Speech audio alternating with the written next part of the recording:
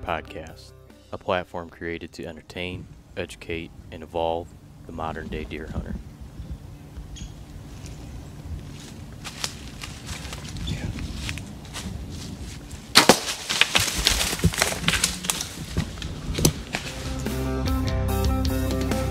All right, right into it. What's up, everybody?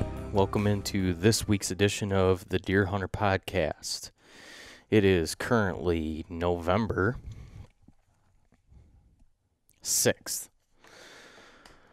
And I wish I was out bow hunting, but I am not, thanks to daylight savings. Even when I do get off work early or at a reasonable time, I get dicked over by some stupid time change. Bothers me. Every year it bothers me. Nothing I can do about it. I apologize for this week's episode being out a little late. I've been just working crazy hours and going hard, real hard.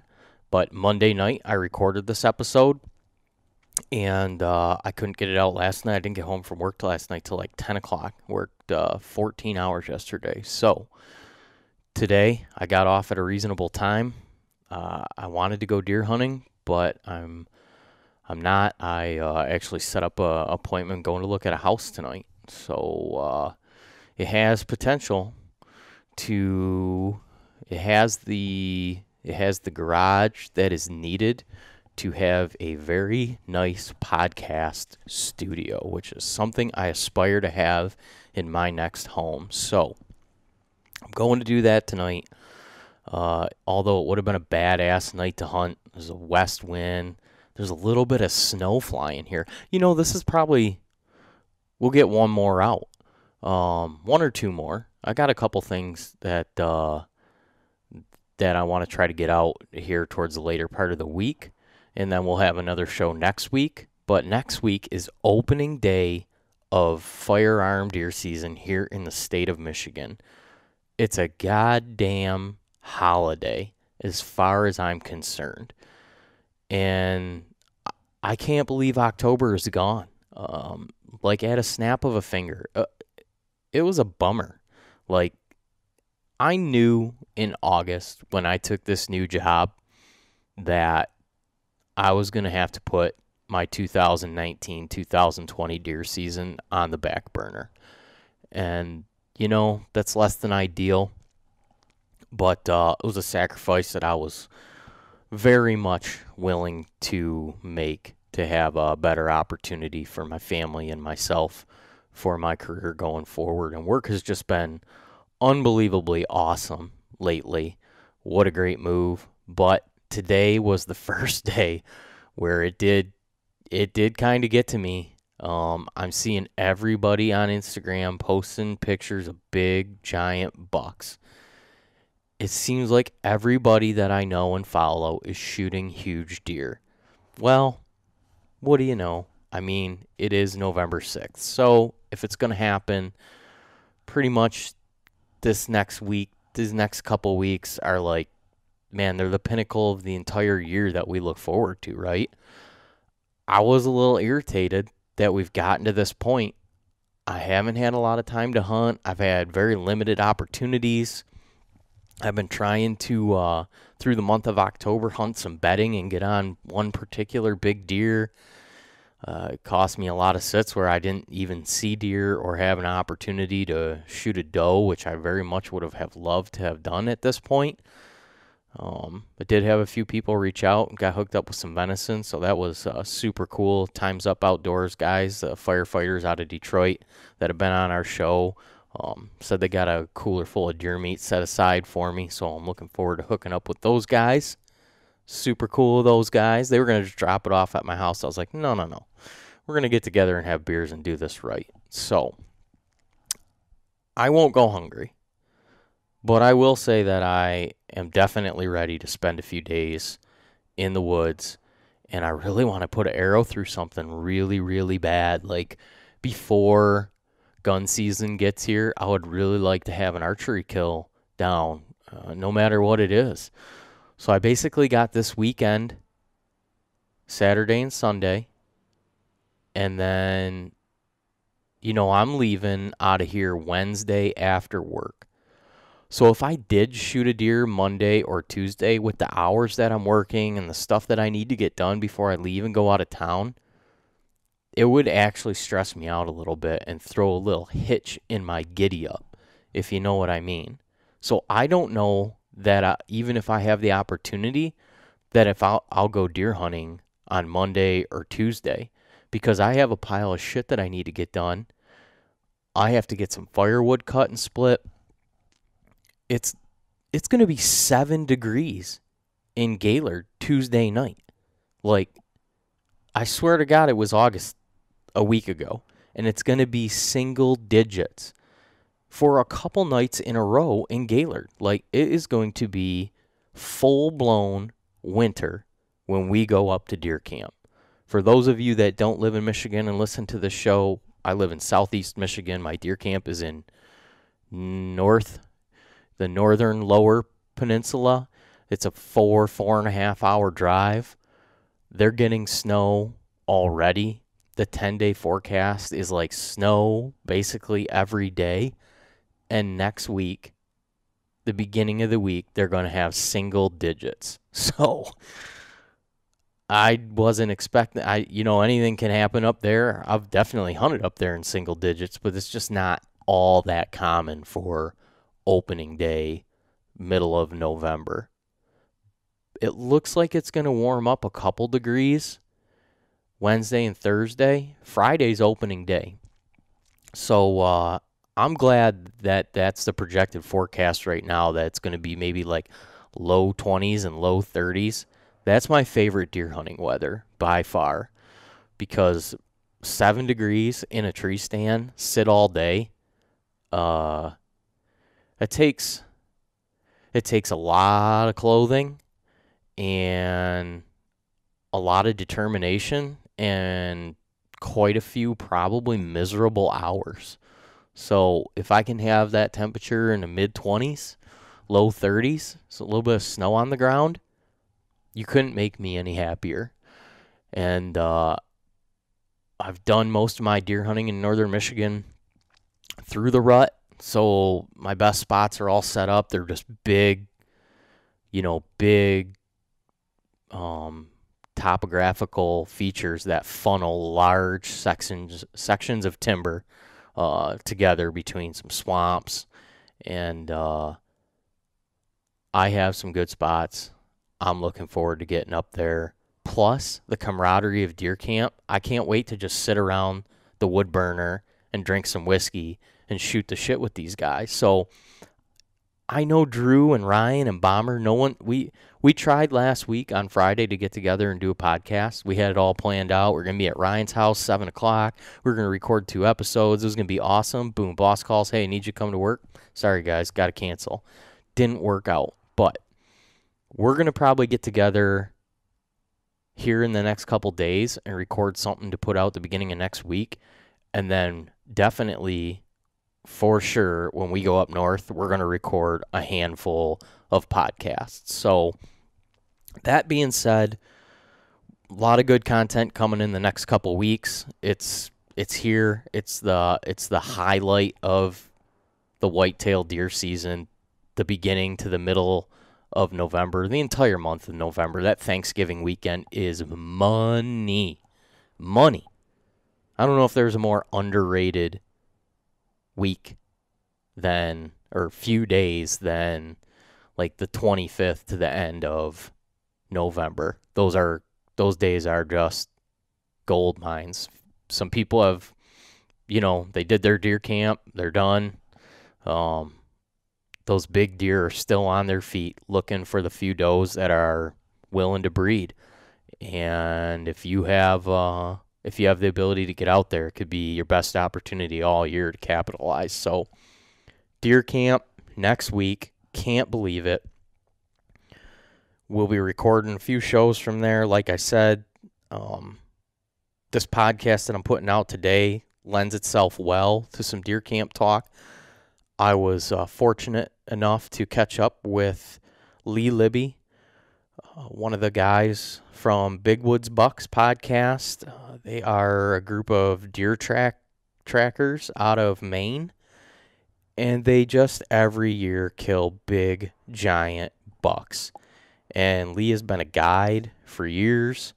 He spends a ton of time in the woods hunting moose, deer, and then he goes back to a lodge and hangs out with a bunch of guys that do the same and make their living off doing this. The amount of information that this guy has is ridiculous. Is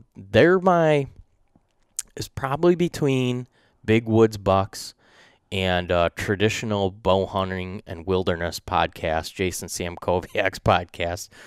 God, is Jason a hoot, man. I've been catching up on his podcasts, and that is a bunch of great information from like a real world guy who he certainly doesn't put any spin or polish on it.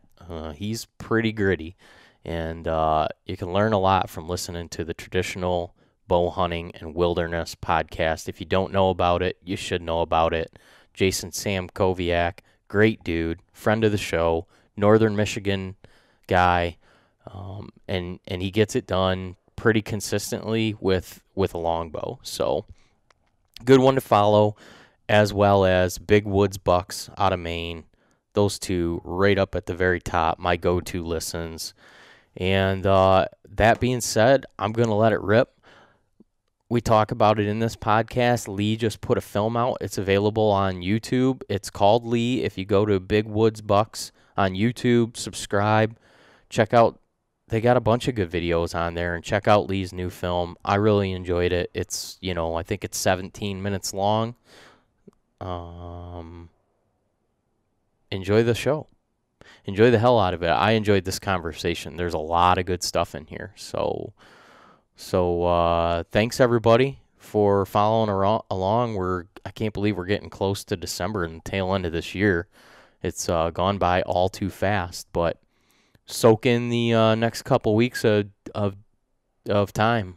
It's basically what we look forward to the most all year, and we'll catch you back here next week with probably me, Ryan, Drew, Bomber, and discuss our plans for heading up to northern Michigan and shooting some deer with firearms, cooking them over a warm, hearty fire and drinking some whiskey. So thanks a lot. Have a great week. Good luck in the woods, and we'll catch you back here next week.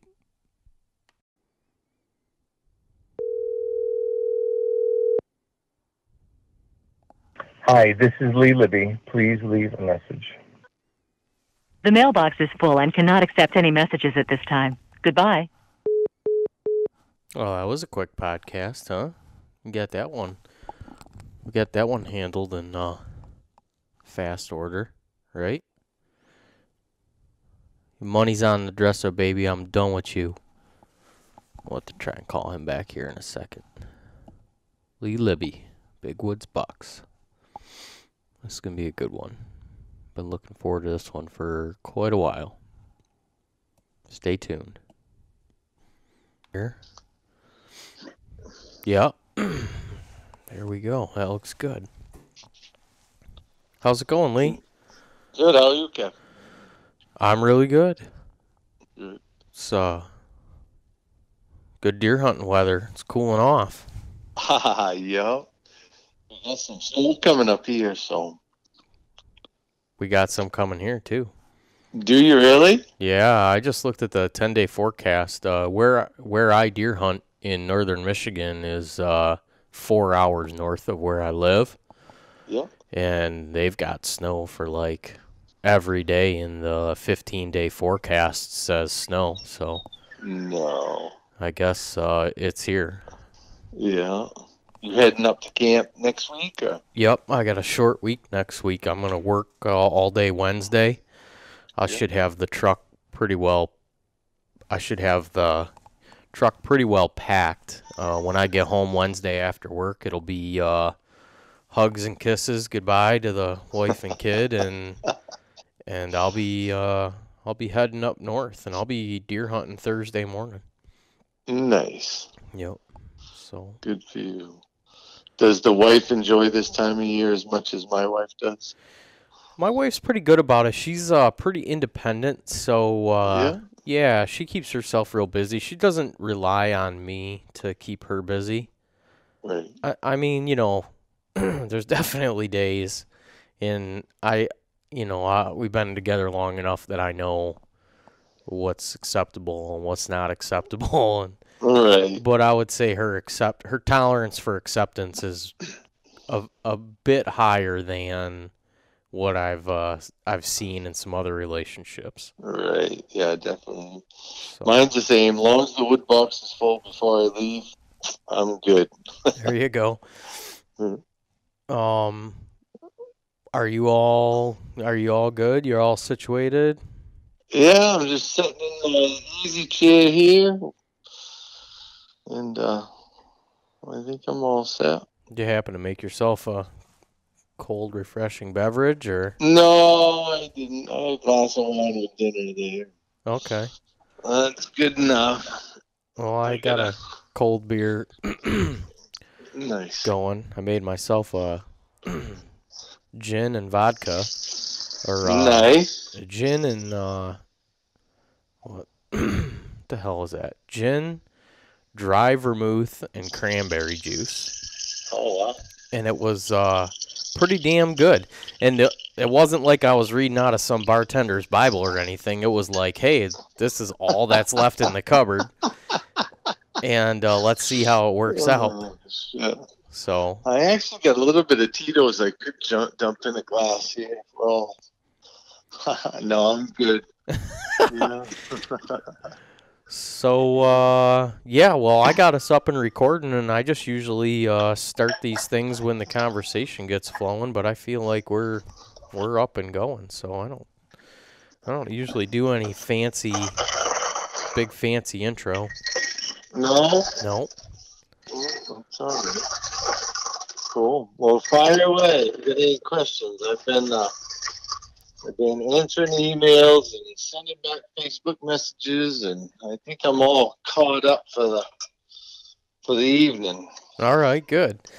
It's kind of funny. You and I talked last week a few times, and someone actually reached out to me over the weekend and said, hey, did you happen to see the film that Lee and the Big Woods Bucks guys put out? It was really good, and it was just kind of cool. When I saw that, I smiled, and I messaged him back, well, congrats, good job. You guessed at who's going to be this week's podcast. So. Oh, nice. Yeah, he posted that on our Facebook page for all of our, he posted on our Deer Hunter Podcast Facebook page that everybody should check the film out, and that's cool. He really enjoyed it, and it just so happened to be that you and I conversed a couple times last week and decided we were going to do a podcast this week. So, some of our listening audience has already had the opportunity to see your film. Cool. That's really cool. I'm assuming that thing has got like 8,000. It's over 8,000 downloads, and since Saturday night already, which I think is good. I guess they're telling me it's good, anyways. I think that's great. You put that in perspective. Imagine going into somewhere where there's 8,000 people. Yeah. I think nowadays you look online and sometimes you can kind of lose touch with reality about how many people is a lot of people, because you see some stuff on YouTube and you're like, oh my gosh, got 11 million views or something, Right. And that's just insane. But 8,000 people, that is a lot of people. Yeah. No, we've had some good feedback, some good comments. We've been contacted by a few people. My biggest thing this year right now is I'm still short a cameraman for the season, and it's not because, as you can see by my style of filming. It's not necessarily about killing the deer. You know, that's always a small part of it. Most of it's about the story and the hunt, the tradition. But this year I have a gentleman with the onset of Alzheimer's who's 70, mid 70s, and his family's asked me to guide him on the third week. And I want to document that, what could be, you know, this gentleman's last hunt. And he's an accomplished businessman, accomplished hunter, and one of the smartest guys I ever met. And my dad passed of Alzheimer's years ago, probably 5 years ago. So I've been through that story, and I just want to get this guy's story on film so that we can share that with our viewers, and his family can have that forever, you know. But cameramen are hard to find. A lot of the camera guys nowadays, that's a lot of work to follow us around like that. And some of them got some pretty good cushy jobs. And I don't know if they think that following me around is such a great idea, but we're working on it. I still got a couple of weeks. We got a couple of prospects, but if you're not busy or you know anybody out there that's not busy, well, send them a plane ticket. There you go. Therein lies the problem, not being busy. Yeah, right. No, I got, after we talked last week, I actually got a couple names and phone numbers for you. And I know, you know, these are the kind of guys that, that's basically all they do is film outdoor content, you know, hunting and fishing. And, you know, you said about not getting the kill on film is, you know, would be acceptable because what you do is tell a story and you want to share that story. But for these guys, you can rest assured that they want to get the kill on film, and they want to get it like perfect. You know, they're right. Like we talked there last week about, you know, those guys being artists, and boy oh boy, some talented guys out there and some young guys that are coming up that are being taught, you know, how to run a camera, what to look for, what to do, how to edit, but then specifically focusing their career on, you know, creating hunting content. And Right. boy, you get some talented individuals. Oh yeah, the fellow that shot mine, Brett Wise.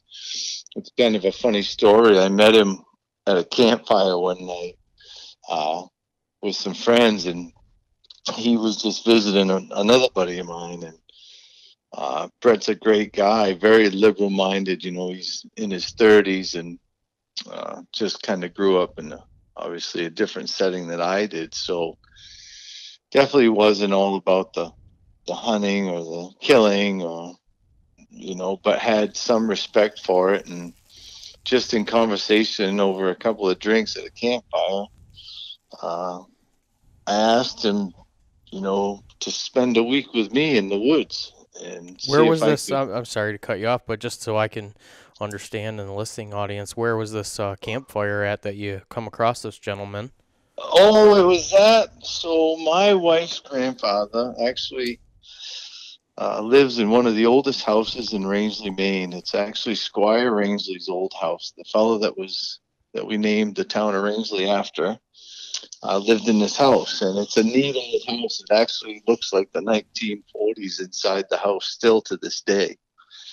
And we spend a lot of time there. And anyways, I had built this fire pit outside, and her brother lives in Park City in the wintertime and spends the summer up here in Maine. So he always has these friends from all over the country just show up random times, you know, and it's kind of fun because, you know, I like to meet new people. But anyways, we were all sitting around the campfire and talking, and I just said, hey, listen, spend a week with me in the woods and tell me that you feel the same way when you leave. So was he opposed to the idea of, I mean, he had some reservations from the way you're describing the story, right? Yeah, absolutely. So I mean, just from the political sense, you know, he was not a huge supporter of our current president. You know, he wasn't in his mind, I think he thought that you know, the deer hunting community was probably redneck, Budweiser drinking, deer poaching, you know what I mean? Just the worst case scenario that that type of person might think of you or I. And you or I know that that's absolutely not true. So I just wanted to show him, you know what I mean, the other side. And I wanted to see through his eyes, being from the other side, I'll call it, what he saw. And I knew that he was talented enough because I had seen some of his work that he could show me what he saw through the film. You see what I'm saying? Certainly. And whether it was going to go good, bad, or indifferent, it didn't matter.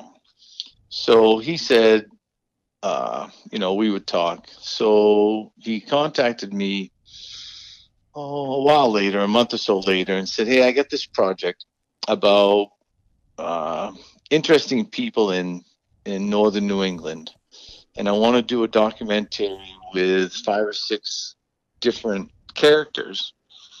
You know, anywhere from 15 to 20 minutes apiece, who live in that northern tier and different things that they do. And your story may fit into what I want to do." So I said, "Sure, sounds great." So I got him geared up and we bought a drone and we negotiated terms. And I called him when it started to snow and said, "Listen, next week looks really good." So he had to finish up what he was doing for a couple of days and he showed up here.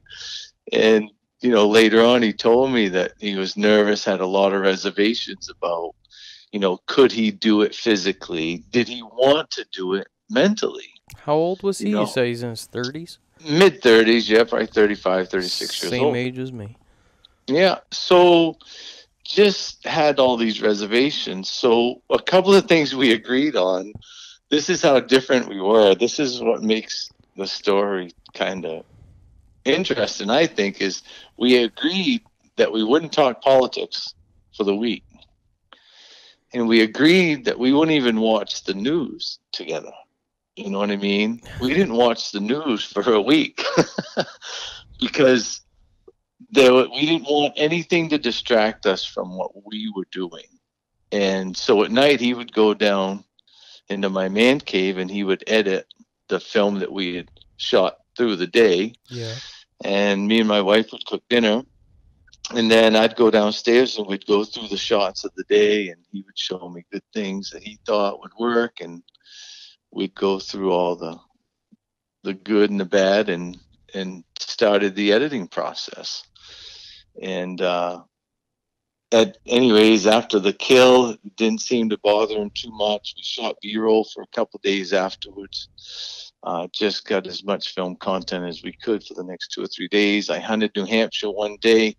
It's kind of funny because we were in New Hampshire 2 days later, and I had shot B-roll the following day, and that Friday was just one of those awesome killing days. You know, it was windy, fresh snow, uh, good day to sneak in on a buck. And I cut this track in New Hampshire that had to be 5.5 or 6 inches long from dew claws to tip of toe. And I'm like, holy moly, look at that thing. Not a snowflake in it. And so I said, let's go. And he says, well, I got this shot that I need to get with the drone and blah, blah, blah. And I was a little frustrated because I'm looking at this deer that's going to go 250 all dressed out. And I'm like, oh my goodness gracious. So I said, I don't know. I'd really like to get on this buck. He says, listen, you've already killed a trophy deer in a perfect hunt, and we got it all on film. Don't get greedy. And I thought to myself, all right, he's got a point there. You know, I'm being a little bit greedy. And then I said, all right, well, let's do this. I'll get all of the shots that you need for your B-roll. So let's do your shot list. As soon as that shot list is done, we hunt this buck for the rest of the day. Deal, he said. So we spent about an hour and a half shooting B-roll. with the drone and whatever else we had to do. And when his shot list was done, and I didn't push him, I didn't hurry through it. I did what he asked me to do, exactly the way he asked me to do it. And he's like, all right, that's it. I'm like, all right, let's go. We spent the rest of the day on that buck track, and we got pretty close to that deer. And I'm not exaggerating. The snow was over the top of my knees the entire way. And it was just one of those days where, your butt cheeks are just burning all day long, pushing that much snow. And I never complained about doing the B-roll, and he never complained about tracking the buck. So it was a pretty good day. But, in the end, he left my house and he saw the other side. You know what I mean? I think his words were, it's not like I thought it was going to be. You guys are good people. You just live a different lifestyle than I live. That's it. You know what? I think that's like a great introduction, and I want to circle back towards the end of our conversation, and before we end this tonight, to the film and the filming experience. But I think right now I'm going to take the opportunity to switch the conversation right into the meat and potatoes of what I wanted to get out of you tonight. And you're starting to talk about snow depth and tracking a deer. That's how you, and I guess I'll associate you with the Big Woods Bucks crew. That is, for lack of better terms, that is your guys' style and your preferred method to hunting and killing big woods mature whitetails. Am I correct? Yeah, absolutely. So what I want to do here tonight is I want to pick your brain, and you can kind of walk me through how you got into tracking. I'm assuming there was some points where some things like really kind of clicked in your head, where you can kind of run me through the roller coaster of it all, like the learning experiences and when some things started to click. And then what I'm going to do is kind of shift it again and see if I can pick your brain on like deer habits. And a lot of guys that are going to listen to this aren't trackers. Some guys may aspire to be after they listen to this conversation. Some guys might not, but there is no argument. No one knows more about whitetail deer and their habits and can prove it than trackers, in my opinion. Yeah. Right.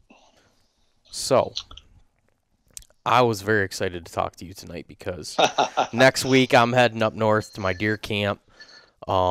I've got a lot of questions that I want to ask you that are going to pretty much, I'm going to be thinking about them next week. I have very limited time to deer hunt this fall, and it's been a bit of a struggle. And I've been trying to learn and implement some different methods and strategies over the course of the last couple of years. And there's definitely a lot of times when you're doing that where you're really second guess yourself. You can lose confidence, which sucks as a deer hunter. I feel like confidence is a huge factor. And my brain is gonna be running at full capacity next weekend. And there's some things that I want to ask you that I think are gonna, they're gonna play a pretty major role in deciding factors of me going forward for the rest of my foreseeable deer hunting. Because the amount of miles that you guys put on and the amount of country that you see is, you can't do that when you're sitting in the same location. No. So let's, I know I kind of dumped a whole cornucopia of talking points there, and I have these all written out here because I'm real good at going down rabbit holes and forgetting to circle back to other things that I want to talk about. But When did you? We'll start there. When did you start deer hunting? Did you start by tracking, and then kind of walk me up until when you got situated with Hal Blood and the Big Woods Buck Skies, and kind of where we are in current time. Yeah. Well, yeah, I started young. I was legal age in Maine was 10. So I remember shooting a doe. I think I shot my first doe at 11 or 12. There's a picture of it somewhere with me in my red plaid jacket. But no, I grew up in a big family. I think I have 57 first cousins. So, and we used to push a lot of deer around. That's how we did it in Maine. We'd set up on these big pieces and we'd run guys through the woods with setters. And that's how I shot that doe. And that was legal in Maine at the time. And that's how we were meat hunters. We depended on that meat, 30 years ago. It was a big deal. But I did have, as I said in the movie, I had a cousin and just cover all this ground. And he would tell us at night these stories about the ground he covered. And I would think to myself, I want to go there. I want to go see that big oak tree that he saw, or I want to go see that deer crossing, or I want to go cross that South River, So I did. I started traveling a lot, and then never really shot too many deer. We still hunted in parties. I joined the Marine Corps when I was young. I was 18 and went and did that. And as soon as I got back, I had this desire to be in northern Maine anyways, since I was a kid. So I started dinging around this township called Adamstown up here around where I live now. And I had kind of listened to some of the stories about the Benoits, never read the book. But I knew there was people out there that tracked deer. So I would come up here on the snow. I had a friend that lived here, and he'd call me and say, "Hey, Lib, there's 4 inches of snow out there in Adamstown." And I'd drive up, stop what I was doing, drive up, and I would find these buck tracks, and I'd just follow them. And I'd jump them, out of their beds, or if they was in with does or whatever, I'd jump them up. And then I'd follow them all day, and I'd run to try and catch them, and I'd do all this crazy stuff. And every once in a while, I'd catch one, and I'd shoot at it. And I shot a couple of bucks that way, and tried it in southern Maine. And I've shot some deer, never any big deer until later, but 180, 190 pound deer. And then I remember, I think it was 2005. I shot a 200 pounder in Maine, and that was on bare ground. And then I went to New Hampshire 3 days later, and there was 3 inches of snow. And I was getting better at the tracking thing, but wasn't great at it, So I was tracking a buck in New Hampshire. I came into an area where he fed around, and I said to myself, that buck's right here. He's right here somewhere. I slowed down a little bit and looked around, and then something in my head just said, geez, I don't think he's here. I think he's up on top of that mountain. It's 9 o'clock in the morning. He's got to be up on top of that ridge. So I just started walking. I didn't take 10 steps, and that buck jumped up in front of me. He was laying there under a little spruce tree, and he was gone. And I chased that buck till dark that night, and I saw him 2 more times. So I never got a shot at him, and I was so mad that I came home, and I looked through the Northwood Sporting Journal, and I read Hal Blood's article every month. And I picked up the phone, and I dialed his number to his house, Cedar Ridge Outfitters, and he answers the phone. And I said, Hal, this is Lee Libby. He said, you don't know me, but I've been tracking bucks for years, and I can catch 1 out of every 10 bucks I track. But that last 200 yards, I'm really struggling with. And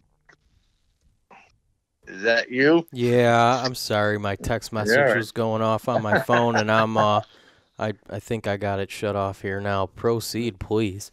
Yeah, that's all right. So the first thing Hal says to me is, well, I don't catch one in every $10. And I said, huh, well, that's funny. I says, what? I'm doing something wrong in that last 200 yards. And he said, yep, it's the number one complaint I hear from people that are, new at tracking. And he said, I got a deer clinic in the spring up here at Cedar Ridge. You ought to come up. So I signed up for it and I went up. And we spent 3 days, me and Hal, with, I think there was 17 people in the class. And he showed me different signpost rubs and sign. And a lot of things I knew, Kev, I just didn't, like, he helped me put like 2 + 2 = 4 kind of together. You know what I mean? Like I knew that, but I didn't know that meant this. So after 3 days, he says to me, he says, hey, do you ever thought about getting your guide's license? And I said, no, not really. I said, I never really wanted to share with anybody my best spots. And he says, well, you can't really look at it like that. You gotta, it's not really the way we look at it. But if you're interested, I got a guides class. So I said, when's that? He says, next month. You should sign up. So I signed up for that.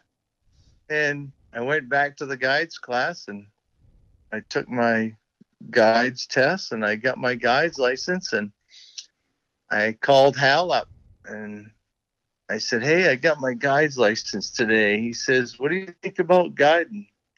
I says, oh, I don't know. I'm pretty busy. He says, well, I got you booked for 4 weeks this fall. And I said, you think I ought to go home and ask my wife?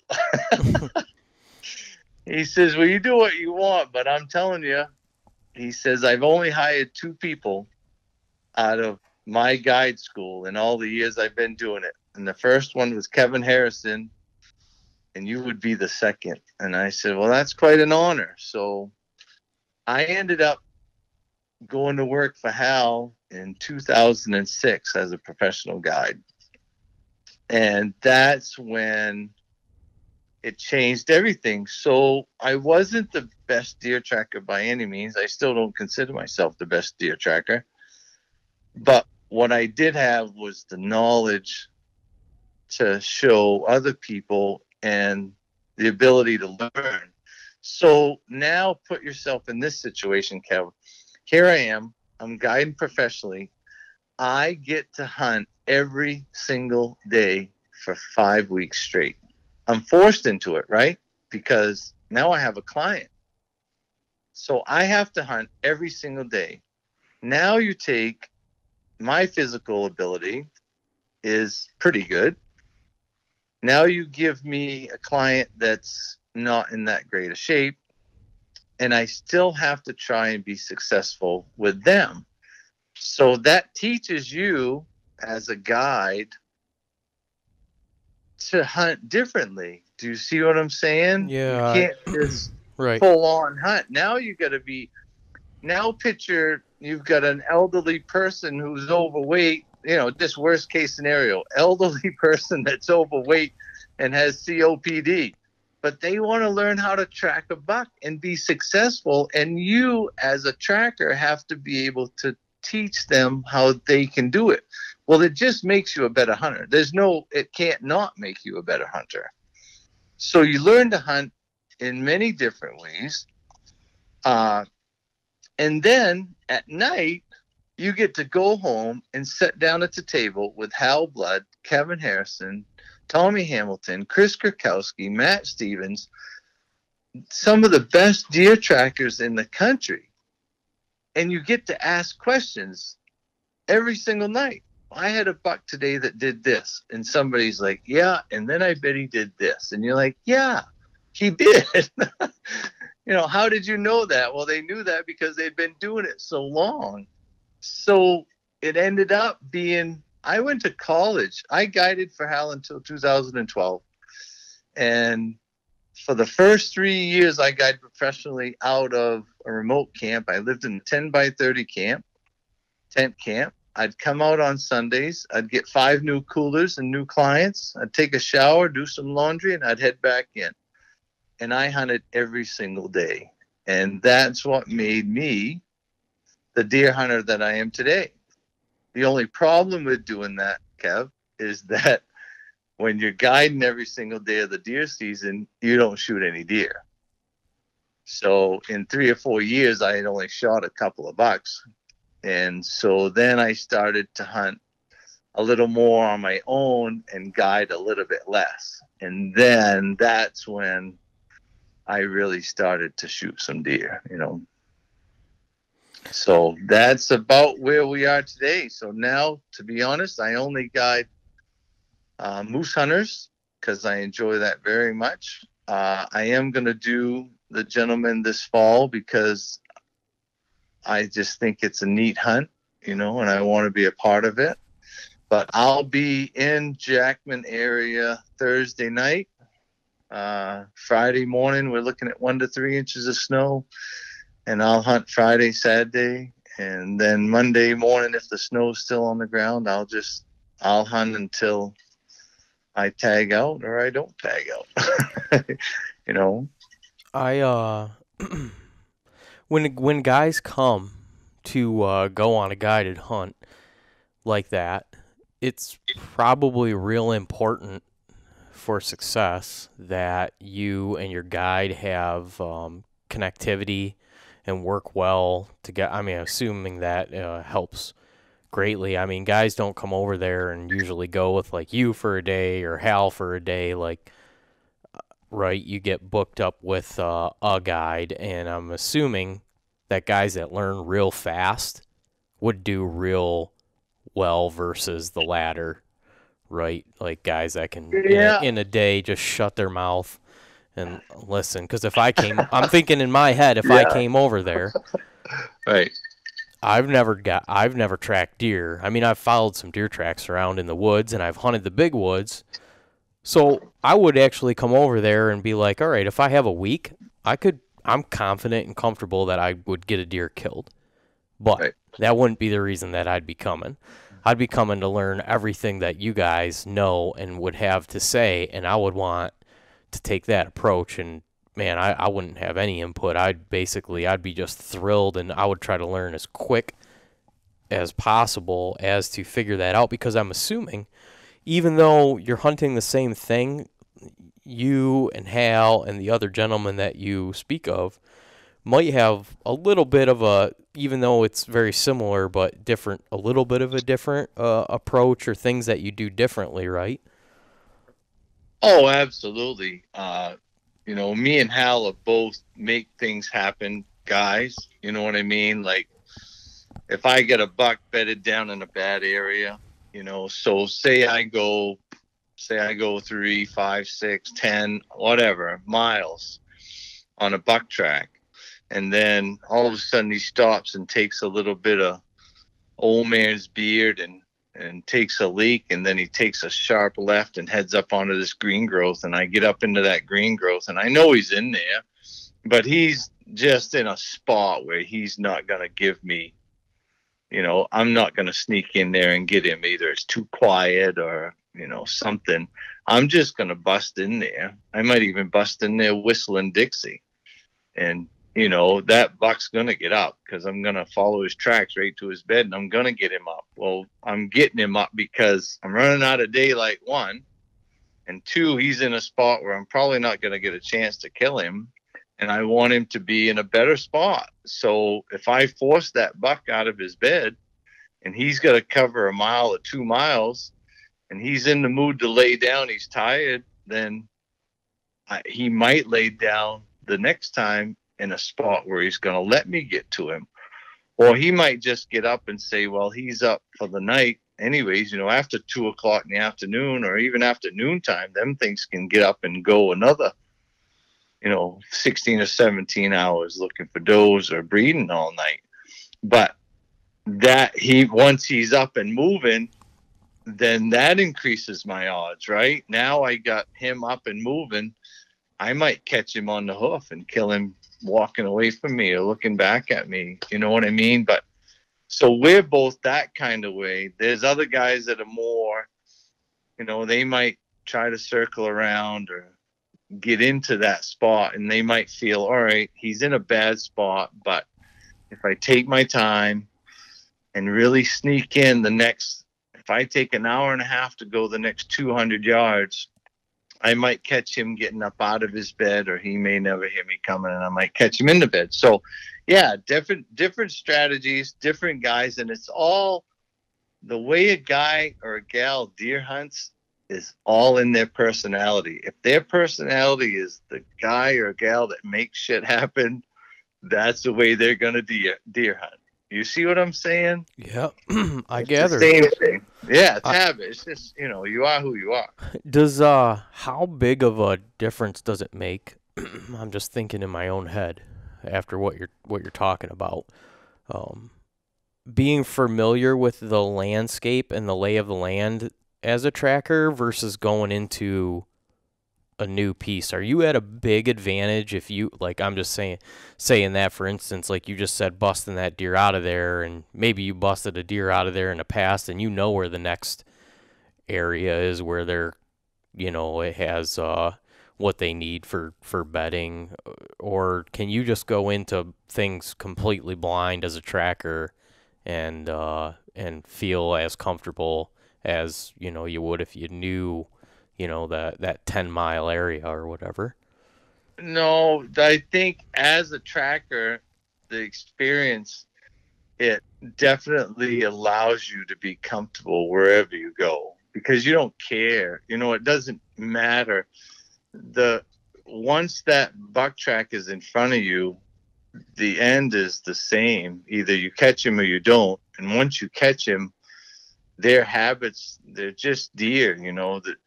The chance of a deer jumping up and just running aimlessly for miles is slim and none. They're not going to do that. They don't by habit.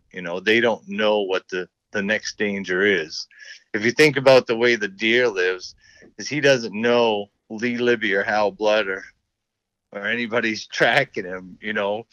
He thinks there's a picket-eared coyote trying to get a bite of him, and the coyotes usually will jump him, and if they can't catch him, they'll leave him alone. So a buck usually runs, not too far, and then he'll stop and look at his backtrack, and it'll wait. A deer has all the time in the world, so that buck can stand there for 15 minutes looking back his backtrack. And I can't tell you how many times as a young tracker I got caught. I'd come up over a ridge and there'd be a buck standing there looking at me at 100 yards, and he'd see me before I saw him, and I'd just catch a flash. But as an older deer hunter, after learning, that's why in Hal's book he says, sit down and eat a sandwich, because after 15 minutes, if a buck doesn't see a picket-eared coyote or something on his backtrack chasing him, he doesn't always know what it was. He doesn't care. All he knows is that nothing's chasing me right now, so I'm good. Yeah, you see what I'm saying? I correlate that very well.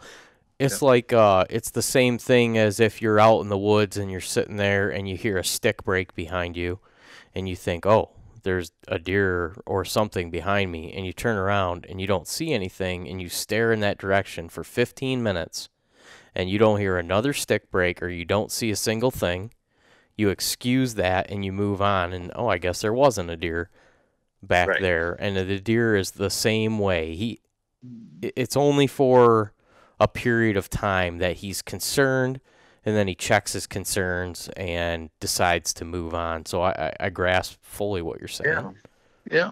So that's easy, But yeah, to answer your question, the way that I hunt is different than the way Mike Stevens might hunt, or Joe Cruzy might hunt. So yes. So getting into like general deer behavior and how they use the landscape, one of the things that I was very curious about is how you guys identify you're following a deer track. I mean, you have a general idea of how long ago it was made, but a lot of that track is made at night versus daytime. Right. Do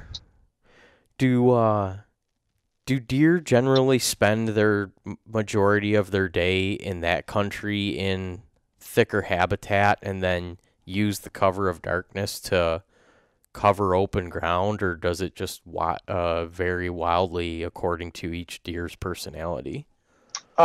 So yeah, I think it's based more on the rut, like how. So you're a deer. You get 30 days a year to breed. Associate that with yourself. If you only had 30 days out of the year to breed, I wouldn't even sleep. I can tell you that I'd be calling in sick for a month. Yeah.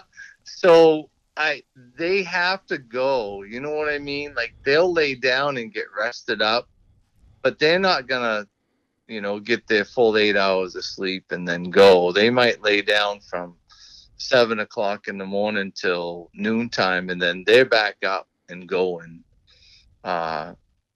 So no, they don't need, and people say that, oh, you can turn a buck nocturnal, or maybe in that farm country out in the Midwest, maybe those bucks have been hunted and they know that Jimmy's in the tree stand over here and Johnny's in the tree stand over there and Sarah's in the ground blind over there. Maybe they know that.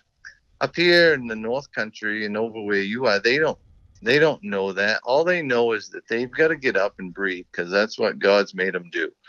And they're going to cast that danger aside to just go do that. So when they're ready to go, they're going to go. And you never know when you're going to catch. I've caught them bucks laying in the stupidest spots. They'd just be across the hardwood ridge and get tired and lay down. Right in the middle of hardwood ridge. Daylight, 30 degrees, 6 inches of snow on the ground. He's walking across there and says, I got to take a break. And he might lay down there for 3 or 4 or 5 hours and get up and continue on where he was going. And then I've seen where the end of the season, I tracked a buck one day from mile 18 to mile 9 on the Holub Road. And around about, I ended up going on him about 12 miles. And in 12 miles, he went to 4 different areas where you could clearly see a depression in the ground. Now, there was 6 or 8 inches of snow, but you could clearly see a depression in the ground on a little hillside, maybe in some green growth, where that deer or a deer had laid there hundreds of times for years. And that buck would go to that bed and would stand in that bed, all 4 feet planted, and then never lay down, step right off and go.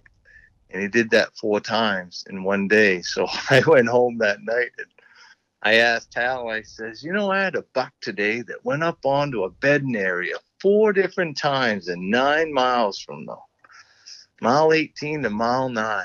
I says 4 different times he went to these bedding areas and stood there like he was going to lay down and changed his mind and just took off. I says, what do you think he was doing? Hal says, well, Lib, he had someplace else to be. And that's as simple as it is. That buck's thinking, geez, I want to lay down, but it's, like there could be one more doe out there that I haven't got. So I'm going to go check this little pocket of does. It's funny.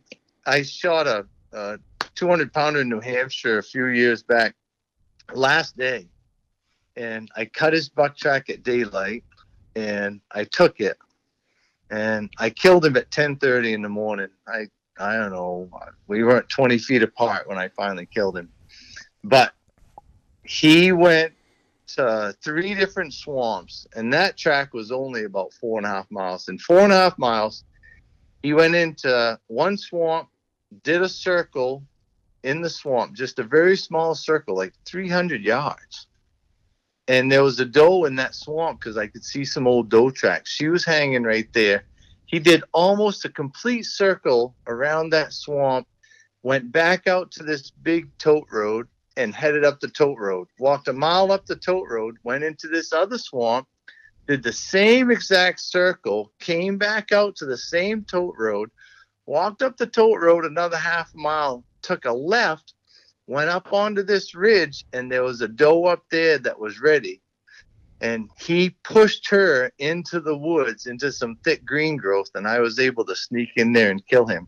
But he checked 2 does before he found the one that was hot, and that's where he was going to be. That's what got him killed, was her. But so they know, you know what I mean? They're out there searching all the time. I wonder if Mary's ready. I wonder if Susie's ready. I wonder, you know what I mean? I kind of think about it like that. I gather that. I guess during the rut, a lot of guys that would hunt stands, you know, that's where what a lot of times people tell you is during the rut, be where the does are, and that's where the bucks are going to be. In the big woods scenario, there's definitely, I mean, where do you go to look for doe bedding? I mean, are they more specific about where they bed? Is there an area where is that where you kind of can start to maybe look for a buck track? Where the does are? Yeah. Well, yes and no. So, yeah, you can. I mean, you don't want to get in. The problem we have in northern Maine and northern New Hampshire is some of these does up here go 170 pounds. You know, so a lot of people can get them big doe tracks. We call them queens. You can get a big doe track confused with a decent buck track, you know, but not necessarily. I mean, what happens in my experience, and I think any tracker will tell you because we see so much of it, is once those bucks go into a group of does and find a hot doe, they're going to pull her out of there. What proves this point is that if you find a buck track and then he comes down into a few does and you'll catch that buck, either he'll travel through and continue on. You know, he might mess around just a little bit, but it's not long. And lots of times he won't even go into the pocket of does. He might come up within a quarter of a mile of some does in an area and then just turn and leave because he can smell nothing down there interests him. He's out of there. If there's something in there that interests him, Kevin, they'll go in there and they'll take that doe that they want. And I've seen it. They'll put the horns right to the doe, literally put their horns down and push that doe out of there. And they'll push them does up into a safe area, that a place that they feel safe in. You know, they're not going to be out there in the open hardwood. They're going to try and push her somewhere where they feel safe. And then they're going to do their thing, which takes, 24 hours, say 36 hours, however long it takes. And then as soon as they're done, they're going to move on and they're going to go searching for another doe. So to hunt where the does are because the bucks are going to be there, yeah, you can probably catch a smaller buck kicking around a bunch of does, hoping that he's going to get lucky because his grandfather's not going to show up. But his grandfather, when he's found a doe that's ready, he's not going to just hang out with a bunch of does and do his thing. He's going to take that doe and he's going to push her somewhere where he feels safe, either in a thicket on a mountain or in a thicket in the swamp. But he's going to get somewhere where he feels safe and he's going to have, some peace of mind about being in this area with this doe, because he's hung up there until he's done. He can't leave. You know what I mean? Absolutely. But there's so much the diversity of the ecosystem up there is a lot like northern Michigan from what I've seen. I've spent some time in Maine and I spent a lot of time in northern Michigan, and there's areas that deer prefer to hang out in, and there's areas that sometimes seem like a desert where when I see tracks, I assume that these deer are just coming through here at night. I mean, is there a pattern, like, or something that you've seen over the years, like areas where the does do like to be? Is it all revolve around what is the best food source at the time? Yeah, absolutely. I mean, if there's a good food source around, they won't leave. I mean, look at right here in the village. I can show you 4, 6, 8, maybe 10 does a night. At the bottom of this ridge I live on has some big fields, and those deer live right there. That, and they're out there every day. The chance of you catching a buck in one of those fields is slim and none. I might see one buck in one of those fields once a year by chance. The chance of me showing you 6 or 8 does on any given night is easy, you see. Mm-hmm. So there's a food source there. And obviously there's a buck there somewhere that's breeding those does, but he's not coming out in that field for any reason. He doesn't want to be caught out there. He's got his food source. It's in the woods. He's probably not eating the nice grass that the does are eating, but he feels comfortable eating what he's eating in a safe space. Do you see what I'm saying? I do. I understand that. I'm just obviously he knows from knowing the landscape, like, oh, there's does that hang out over here, or does that hang out over there, right? I mean, are they a little more not travelers like the bucks are? Do they kind of stay localized, or do they shift around quite a bit too? No, the does, from what I see, the does are pretty localized. They just don't.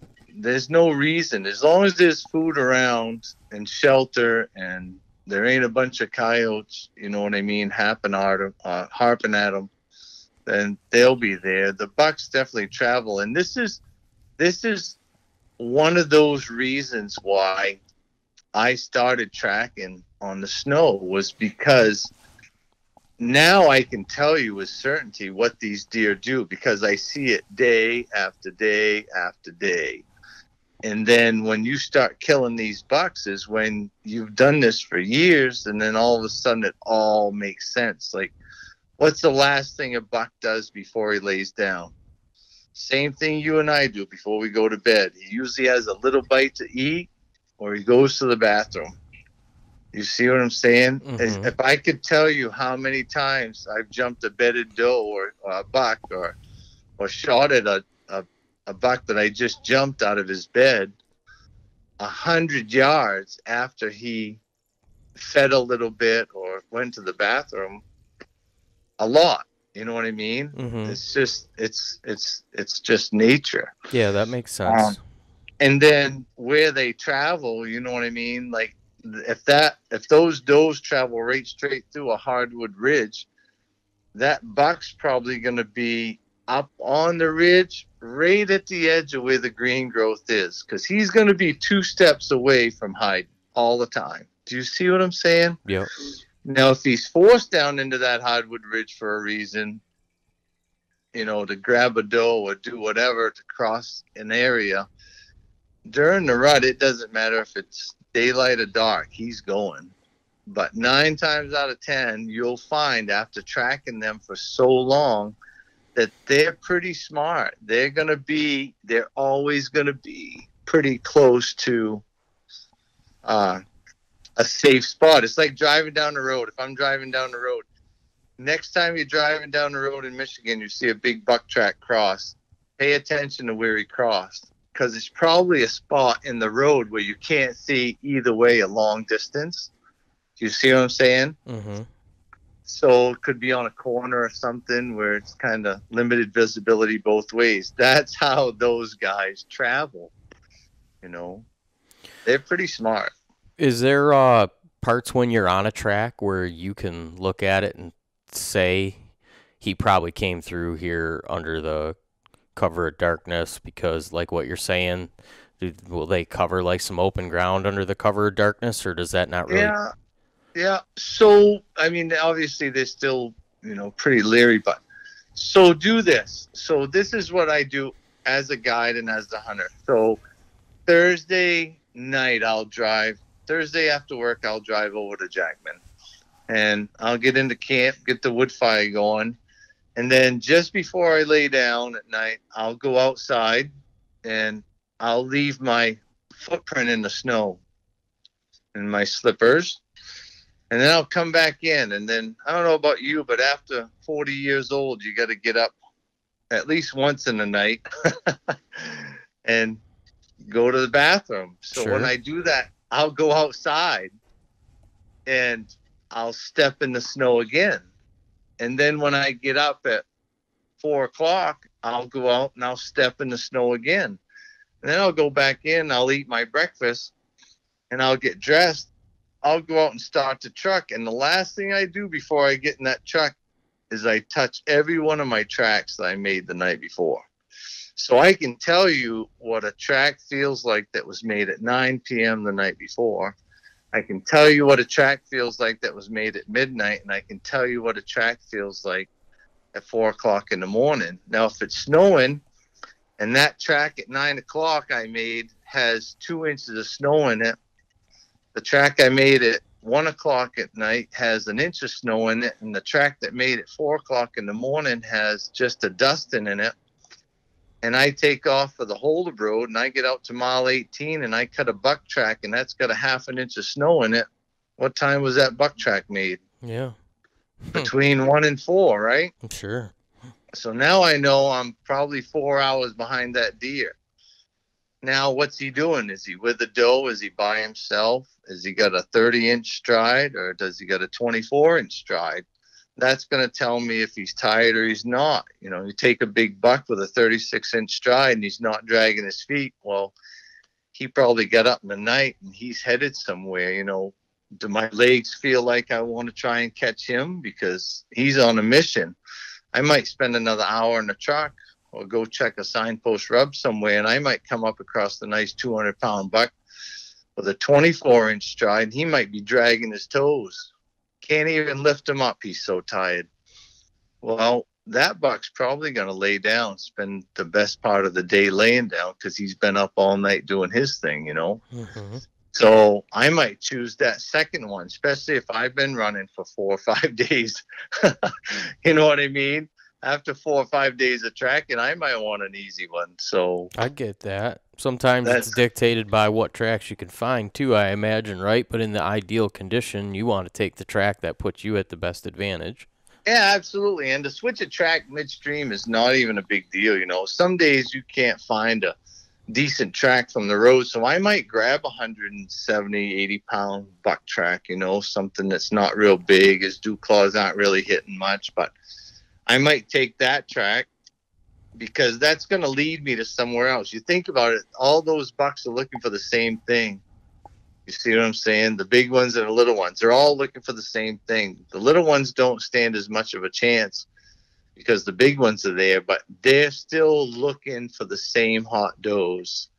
So that smaller buck might come around and he might smell a hot doe in a good hiding spot with a big buck, and he might take you right into him.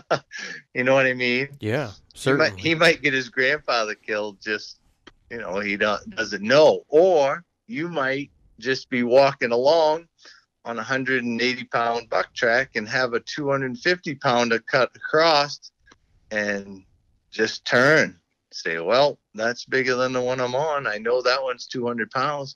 You know, the thing about tracking those bucks is we never really know what the headgear is. Here we go for weight. You know, anything over 200 pounds, you get a patch called the Biggest Bucks in Maine Club. And I can tell you what a 200-pound track looks like, and I can tell you what a 175-pound track looks like just from seeing so many of them, you know. So that's what we look for. Is that something that you feel like anybody can figure out given the, you know, the right person? Absolutely. Okay. Absolutely. You can even buy a track gauge. So there's a gentleman, I would never remember his name, but there's a gentleman that makes Trackometer, I think it's actually called. You can Google it if you Google enough, but there's a little pocket-sized gauge you can carry with you, and based on the length and the width of that track, he can estimate the weight pretty close too. Yeah. So it's got to be fairly consistent, right? Because I mean, I'm thinking about people. You know, people have big feet and little feet, and there's a lot of variations, right? But are deer pretty consistent? Like a big body weight deer is just going to have a big foot, and that's just the way it is. Well, there's a couple of factors. So, normally they'd have a big foot, but the weight of it too. So you take a a mature buck. As we get older, everything kind of gives out. Well, one of the first things that happens to a big buck is his chest drops. So if you look at a profile of a 3-year-old buck, his front shoulder is still kind of high. It kind of comes up. It goes from his hind end, sags down a little bit, or his back is kind of straight but doesn't sag too much, and then it kind of humps up on his front. You take the bigger buck, and it's high on his hind end, then it kind of sags down, and his front end is kind of dropped in. Well, like us old men, our chest sags, right? Well, in a deer, what happens is it pushes his front shoulders apart. So if you ever watch a small deer track go through the woods, they're almost in a perfectly straight line, right? You take a mature buck that's 5 years old and his chest is dropped down between his front shoulders, and that track's a foot apart. Do you see what I'm saying? Yeah, absolutely. The stance on him is a foot wide. So that's one factor. The other thing that happens is their ankles give out because they're so heavy. So as the deer gets older, the ankles start to drop. So what happens is those dew claws become a part of his track with every step. Do you see what I'm saying? Yep. He's So laying back on his heels almost a little bit more, right? Yeah, he's older, so his ankles have given out, and now that whole dew claw and both toes are driven right in. Then if you look at, because you're always looking at the back feet, right? Because the back feet step on top of the front feet. So if you're looking at that and all of a sudden you start to see what looks like a third toe, you see what I'm saying? Now you know that, that buck he's as big as he's going to get because he's wide in the front. He's still narrow in the back. His back end's actually narrower than his front end. And he's probably, he's mature. So, you got 5 or 6 year old buck, he's going to be 200 pounds. You never know what he's got for headgear until you kill him. But that's, I'm just sitting here in my living room looking around, and I've been pretty fortunate because I got 4 10-pointers on the wall, and I never saw any of them before I killed them till I walked up to them. So. Yeah, I could forego or set the antler thing aside, for sure, to know that that deer has evaded hunters for years and reached maturity and is smarter than a lot of the other ones, and you go through the steps to get the upper hand on him and kill him. It's in the weight thing. I don't know. I've never been held up on the antler thing. I've just always enjoyed the experience of deer hunting. I don't know. I just look at it differently. I enjoy the hell out of them. I think they're amazing. A friend of mine just shot a 173-inch deer, and I was looking at the pictures on it, just like, oh, wow, in disbelief. Yeah. But that never, her killing that deer and me aspiring to kill a deer like that, never, I haven't got to the point where I've lost the love for shooting a deer with little headgear. I like snowy hunts and the way the hunt lays out and the landscape and the story, the whole thing. That's why the tracking thing's always been super interesting to me, is because, boy, the story, I don't know if there's a better way to write a deer hunting story than, getting on a buck track and following around and figuring out their behavior. Well, because you're putting yourself, think about it, you're putting yourself in their environment. This environment, I'm sure Michigan's the same way, but this environment's just rugged. It's all been cut over, in many lifetimes. Every step in these woods is a high step. People ask me, how do you train for this? Well, fortunately, I'm built for it, but every step is a high step. You can't walk 3 miles. You can't go to the gym. I've had people show up and they look like they just stepped out of a fitness magazine. And after 2 days, they're just done. They're done.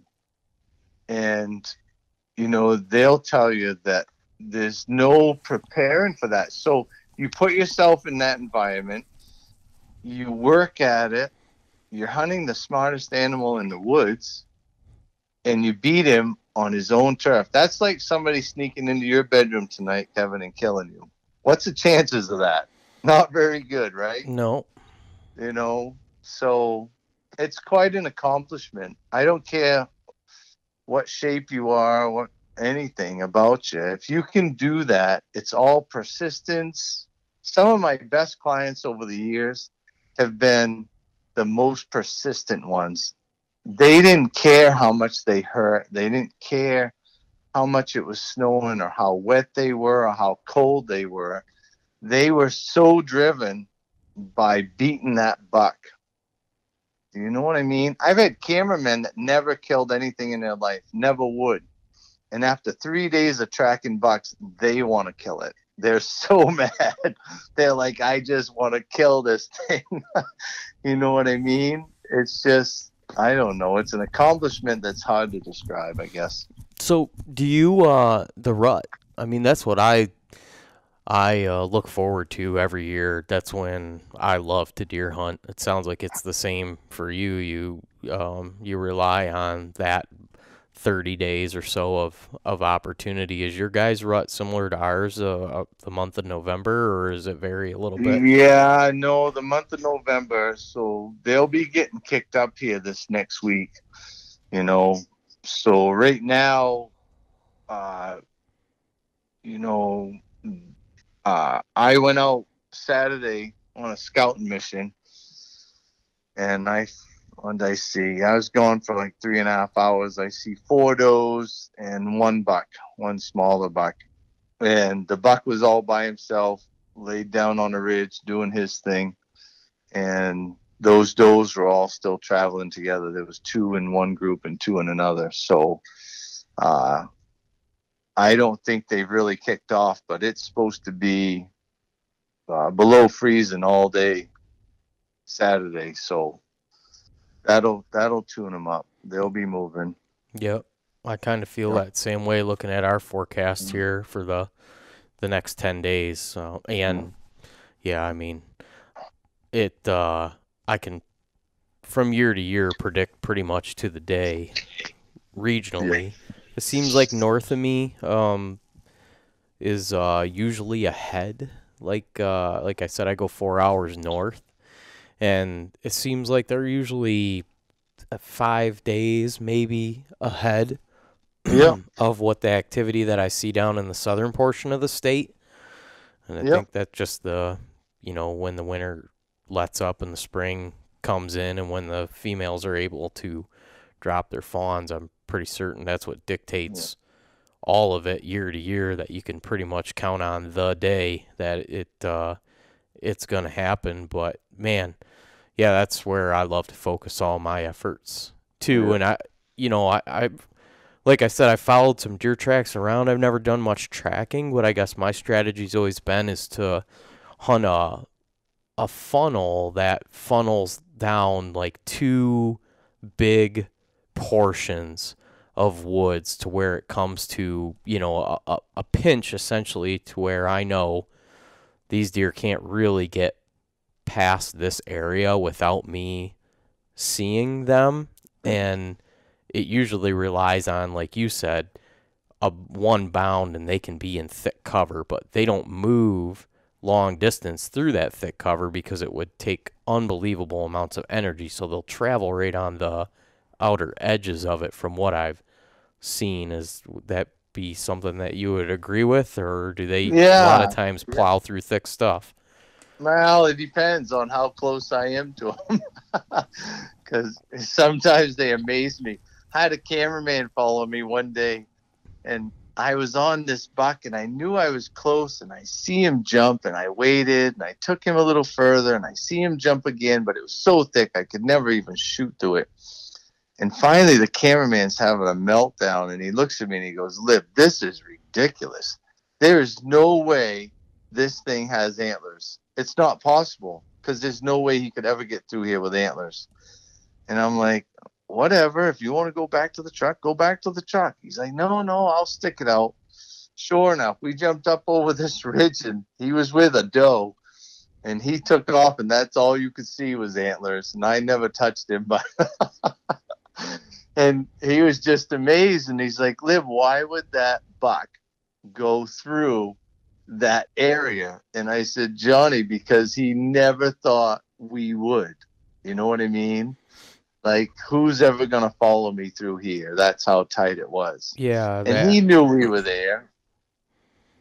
Yeah, that, or like you said, what Hal said, he's got something else on his mind. He's like, I'm going this way, not by choice, but because I'm trying to follow somebody that's going this way, right? Right. Yeah. No. So, but the thing with tracking is you make it all happen. You're the one. You don't care if he's rutting, he's not rutting. You don't care if there's any hot does around.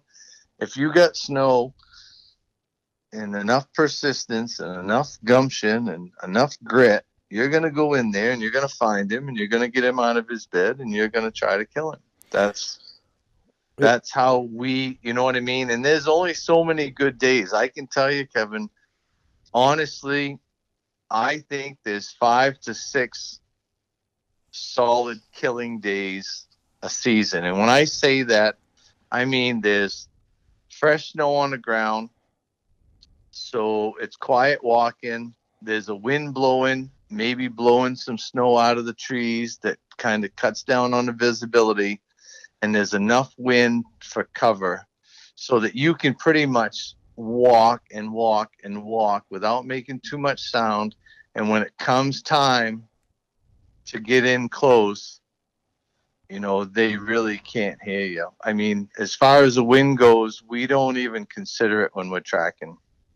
There's nothing you can do about it. Maybe in that last 100 yards, if you think he's in a spot, maybe get the wind in your favor and try to come around with that wind in your face and get a look down over a ridge or something. But usually, you know, there's nothing you can do about that wind when it's swirling and you're tracking. Yeah, I've you know, hunting in the big woods of northern Michigan, just the way of the landscape, the topography, there's never a consistent wind. If you're going to try to pick where you're going to sit based on your wind, which a lot of times I often do because I'm sitting somewhere, you know, I want the wind in my favor. That wind changes every 15 seconds. Yeah. And I guess one of the things that I've come to discover is in those areas, depending on which way the primary wind direction is coming from, there will be some consistencies, but there's also going to be a lot of inconsistencies. And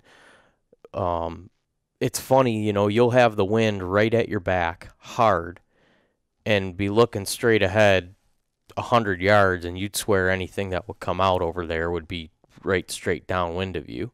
But I've learned from a mentor of mine, a guy by the name of Dan Infault, about using milkweed. The milkweed, you know, you pull those little fibers out of there. I don't know if you're familiar with the plant or you guys have it. Yeah, absolutely. Yeah. And we'll keep milkweed pods in, you know, in our vest or whatever, and drop those milkweed patches and watch how the wind takes those. And it is amazing how sometimes they'll go 20 yards out and then they'll go 40 yards left and then they'll come back right, and the next thing you know, the thing's blowing right back in your face and you can grab the thing right out of the air.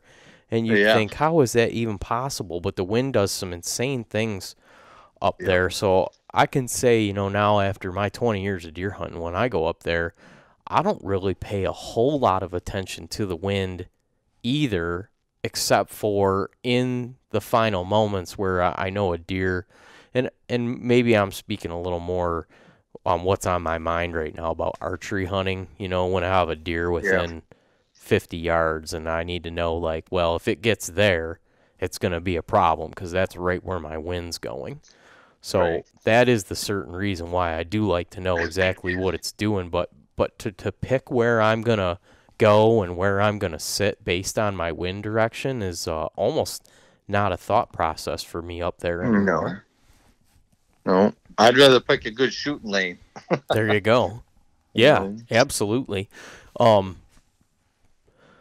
Gosh, what was there was something that oh, yeah, okay. This is a good thing for me to kind of lay out for you. So, like I said, a lot of guys that are listening to this, they one, not everybody has the ability to have the time to get to land where you have enough open space to roam. You guys are blessed in Maine to have a lot of Oh, expansive landscape to yeah. just go and go, and I know I share that passion with you. That's what I love about deer hunting. I know that I could stay down here in southern Michigan and probably have a better opportunity to kill a bigger buck, but I don't have much interest in it. I'd rather go up north and traverse those landscapes and those woods and take my chances, I guess, because being able to roam and do that, boy, I couldn't imagine a life where you couldn't.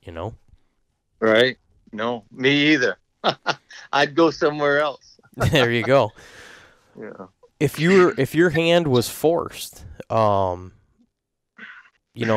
what you know over the years of tracking deer, following them around in the woods, seeing what they do day in and day out, if your hand was forced to have to go back to being a stand hunter, I would have to imagine you'd have some pretty good spots picked out in your head where you're going to sit, huh? Yeah, and I do think about that, Kev. I'm 53 years old, and I'm very fortunate. I'm in very good health, and I can go really well. But the day's going to come when I can't, and I do have places that are close by that I can tell you there's some big bucks that they do. I call them the behind the barn bucks because those 8 to 10 does that I could show you any given night have one big old boy kicking around, and he lives in the same 3 or 4 square miles or less than that actually, and they've got some pretty well worn paths. You know what I mean? So when he comes down at night and he grabs one of them does that are ready, I've got places picked out that I know if I'm setting in the right spot. And tomorrow morning, I could probably go tomorrow morning on bare ground and get in there in the dark and set in one area. And if I did that every day consistently, I'm either going to catch him coming in or out of that area, on one of those trails. I mean, these trails are beaten right down. It looks like, yeah, it's just a beaten, looks like a walking path, but there's no humans ever go in there. It's just deer. So yes, I do.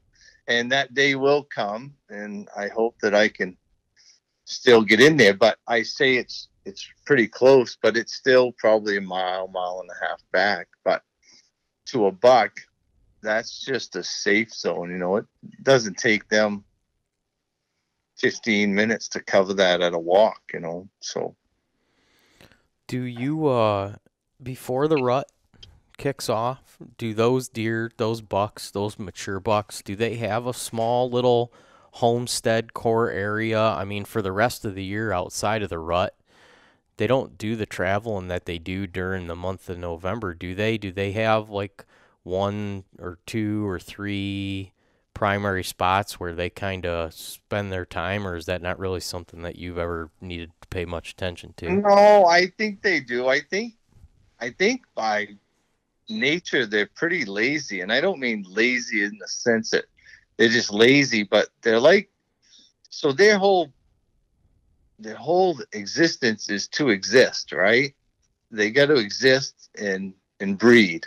So if a buck's got an area that's got food and water and shelter, kind of like you and me, if that was the basic necessities, why would we go travel too much? He's going to eat and he's going to lay down till he's hungry, and he's going to get up and he's going to go the shortest distance to his water and his food, and then he's going to go back to his safety until something comes along and bothers him. Either they take and they cut the forest and change his habitat, or we go in there and kill him. But when the rut's going on, once he gets his does bred, if nothing else comes in and bumps him out of there, he's going. He's going to he's up and he's going over the next ridge and the next valley and he's looking. You know, I know a lot of people that, so I shot a buck. Oh, how'd that go? There was stories of this buck. There was a white horn buck. I remember a 9-point buck. I missed him. I was hunting one day in the pouring rain, and I walked up over this ridge. And the reason I know he was a 9-pointer because he was shot a week later, and he was like 10 miles away. But we knew that buck lived in that area, and I missed him. It was clean miss. Never even touched him. And then he was shot a week later, and it was 8 or 9 miles away. And so he had obviously bred, you know, what he needed to breed in that area, and he just headed out looking for something else. You know what I mean? Hal will tell you in his book, you know, that one buck can cover 10 square miles. But I think in that 10 square miles, they have a small area that they actually spend 95% of their time. Do you see what I'm saying? Yep, that makes sense. Yeah. So, and I think for the stand hunter and the stand hunter and the archery hunters, you know, to find that 5% of the woods that they're in 90% of the time or 95% of the time is where they got to go. yeah, that makes sense. That's what I was going to ask you. If your hand was forced and you had to go into a new spot somewhere Right. you don't really have a lot of history with, and you had to set up for the day and, you know, do like an all-day sit, try to catch a good buck coming through, what are you going to look for, and what direction are you going to, I mean, what would even be your thought process to start, and where you're like, yeah, this is where I'm going to spend my time. I feel like my highest percentage of chance is going to be here, knowing what I know. Right. Yep. So, I don't know, like, in your opinion, what would that look like?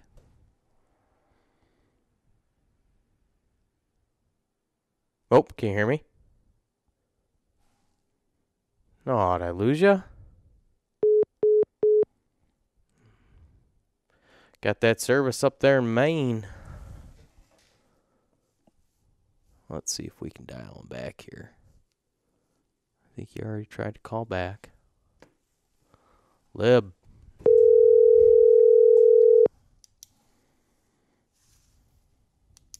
Sorry, I lost you there. Yeah, I know. I was, you didn't get that there at the tail end. I was talking to nobody. That's all right. I was just saying, I think it's going to be good. But yeah, so the other thing is the deer trackers, right, have a lot more stories at the end of the day, because if you're sitting in the tree stand playing with your iPhone all day or reading a magazine, you know it's kind of boring. But you get out there, you never know what you're going to see. So Yeah, that is true. I've definitely been guilty of getting bored. I don't know. I can keep myself pretty excited, but there is some periods of time. I guess that's one thing in my favor hunting up there in northern Michigan, is that the cell phones don't really work where I do my hunting. So I don't really get to do too much of that. But no, what I was saying is, if you had to go into like a piece of ground that you weren't familiar with, and you had to, go to a location and sit to try to catch a buck, what would your thought process kind of be, and where would you choose to sit, knowing what you know, to put your odds, at the highest percentage? well, up here we like the drainages. So any place on a mountainside that the water's coming down out of, we call it a drainage or a seep, or those seem to hold the bucks, like those areas. Lots of times they'll have the brown ash in them, which the deer like to rub on. So I'd obviously go in, start looking at those areas, seeing if I could find a signpost rub, which is, kind of a signpost that the deer use up here in the North Country. And the signpost, yeah, you can set over them. I've set over them before, but They're not my favorite places to set.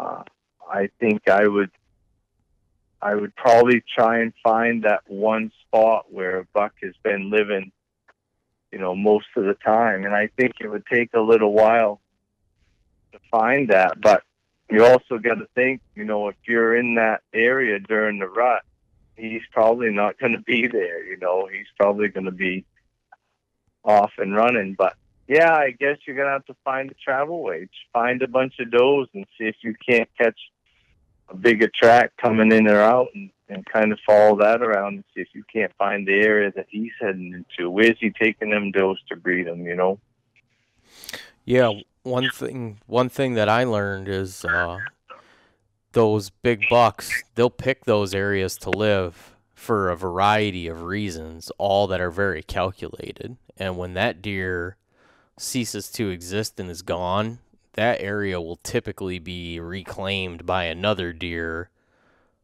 that's looking for those areas. Are hard to come by for them, and when they find them, they're usually repopulated pretty quickly. Like if that buck gets shot or killed or dies, those areas don't usually sit vacant for very long until another buck finds it and claims it for himself. Or sometimes an even bigger deer will come in there, and in my experience, I've watched them push a smaller buck right out of there and say, I've had deer come in right at gray light when I've been sitting over a bedding area. That is one thing that I do like about stand hunting is sometimes if you do get into an area that does have a lot of deer, you can observe a lot of how they interact with each other, which is kind of cool. And I've watched a young buck come into a bedding area at gray light and bed down, and then a bigger deer come in an hour later and just say, no, that's my spot, and walk right over to him and put a horn right into his side and push him up and, kick him out and go lay right there in that bed. Is kind of interesting to watch. Yeah, they're not very nice to each other a lot of times. No, they're not. Absolutely. No, that's just the nature of the beast. It's I don't know. I can't explain. It's just the more you get out there and the more you see, the more you learn. And I'm constantly learning. And to say I know everything about tracking deer, I'd be lying to you. And I'm sure Friday and Saturday I'm going to get a couple more lessons, because I can tell you early in the season, the first couple of times out is, usually when we make our biggest mistakes, it's like, shit, I knew better than that. Why did I do that? But it's kind of a funny story sitting around the campfire or the lodge at night, Let me ask you this. Where does a guy, obviously you guys have been doing this for a lot of years. You probably have some spots that to go to, but what's your thought process, or how do you go about, like, when you get up in the morning and it is that right day and you do have the snow? How do you know, or how's a guy supposed to know where to go to, look for a track? Because you want to get on a track early in the morning. You don't have 2 or 3 hours, I'm assuming, to drive around and walk in and walk out. No. So, just from years of running the country, so just from years, I know, like this year, like Friday morning, I can tell you exactly where I'm going to be. And this won't air. Nobody in Maine will hear this, but we call it the school bus road, and it's probably 8 miles out of town. And there's a big ridge, and I found a track in there that's almost 6 inches long during moose season. I've never hunted that country before, ever. Deer hunted it. I've moose hunted it, but never deer hunted it. I don't even know the country that well. I went on Google Earth when I got home. I checked it out a little bit, and I'm going to head to the top of that mountain where I found his buck track. And somewhere in that country, I'll find him and go. And then if I don't happen to catch up to him Friday, at least I'll have educated myself on that country, and I'll try to find him again on Saturday. But that buck's an exceptional buck. That's one that, he's gonna clean dress at 240 plus. So that's that's where I'm headed Friday morning. And like I said, I don't know really that much about that country, but I do know there's deer in there, and I know he's in there. And I'm going to try and find him. If I don't, at least I learned a new area. I might get bored with that after Saturday, and Monday try somewhere else, But lots of times, it's funny. Last year, I was driving into this one spot, and this guy stopped me, and he says, "Are you Lee Libby?" And I said, "Yes, I am." He says, "There's a monster buck track right back up the road there." He says, "You ought to go look at that." And I says, "Well, why don't you take it?" He says, "Oh, I don't think I could catch that deer." And I went back, and I had a cameraman with me, and we took that buck track, and we caught the buck, but he caught us before we caught him, and I jumped him a couple times, and I couldn't get close, but it was kind of funny because that buck was well over 200 pounds. And that guy said, "Oh, I'll never catch that deer. You can go ahead." But no, on the roads, I mean, it's just experience, Kevin. If you spent that much time and covered that much ground in the woods, you'd know where to go on 3 inches of fresh snow. That makes sense to me, but I guess what would be your advice to a guy that's starting out or wanting to maybe, try this for himself, where he wakes up one morning and he's got that set of circumstances?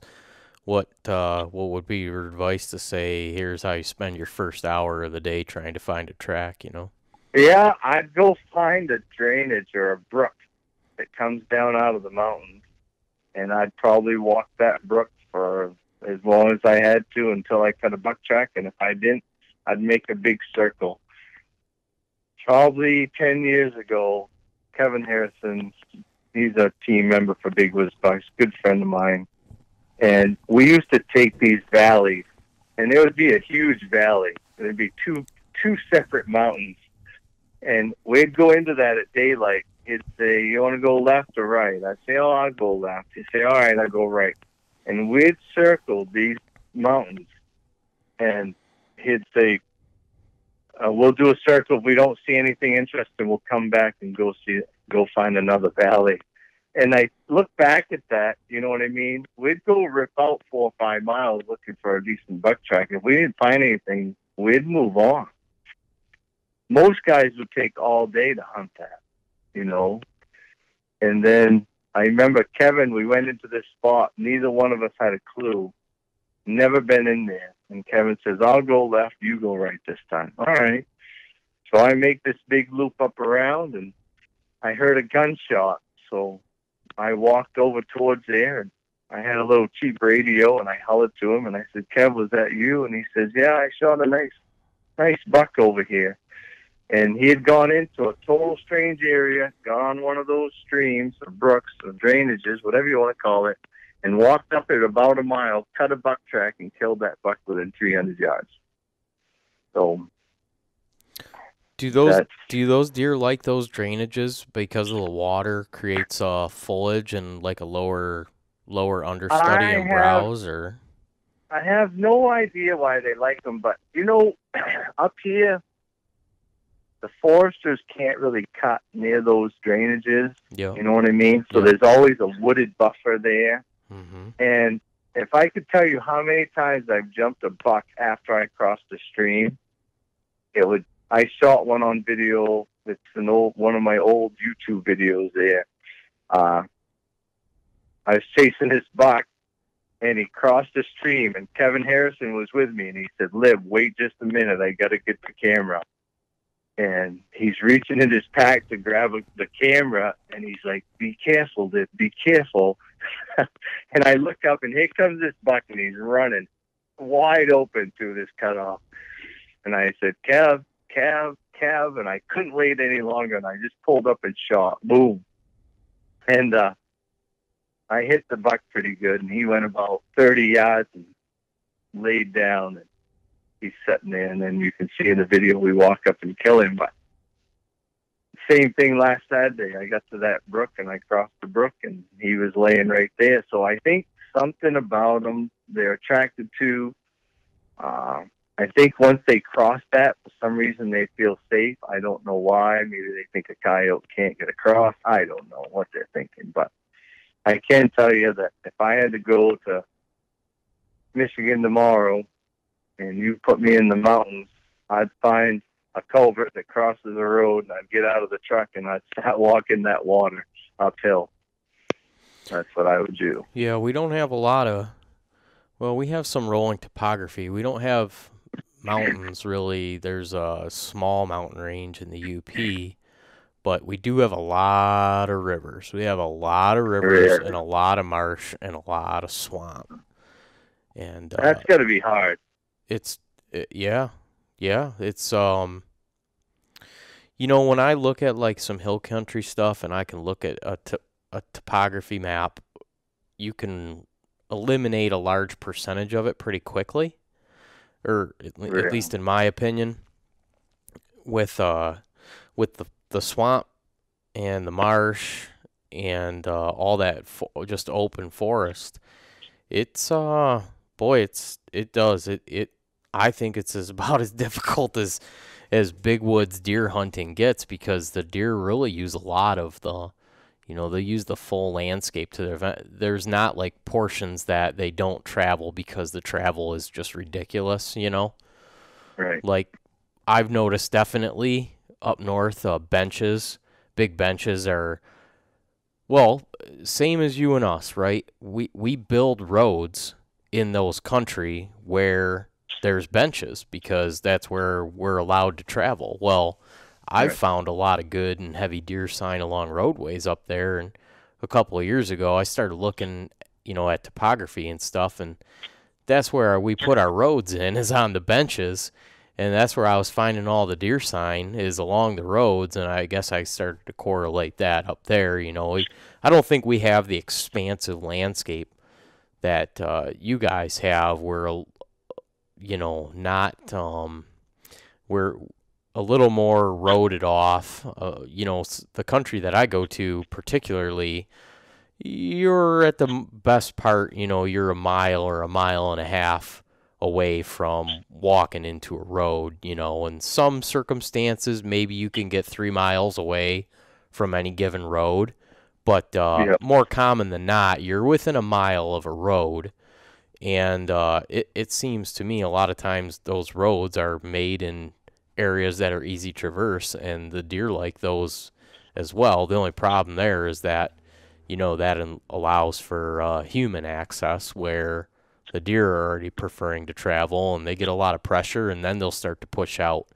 Then, you know, our gun season opens November 15th, so that's pretty much right in the peak or the middle of the breeding of the rut, and those deer real quickly will push away from all the roads into the deeper stuff to seek refuge and, like you said, find little hubs of safe space to do what they want to do, you know? Right. Yeah. So, yeah. Well, we're getting a little long in the tooth here, and I assume that you probably need to get some rest, and I know that I do. Is there anything that you know that I kind of missed, or that you feel is important to touch on before we wrap up tonight? You know, I'm excited that we finally got an opportunity to do this. I know we're going to do it again, and on my short list of places that I want to go deer hunting is really to come up to Maine, and one of these seasons here, hopefully not in the too distant future, is to try to set something up where I can come and spend a week with you guys during your deer season, you know? Well, I tell you, there's a great opportunity. So Big Woods Bucks is now, we started guiding again. So Hal sold his business a few years, actually 6 years ago.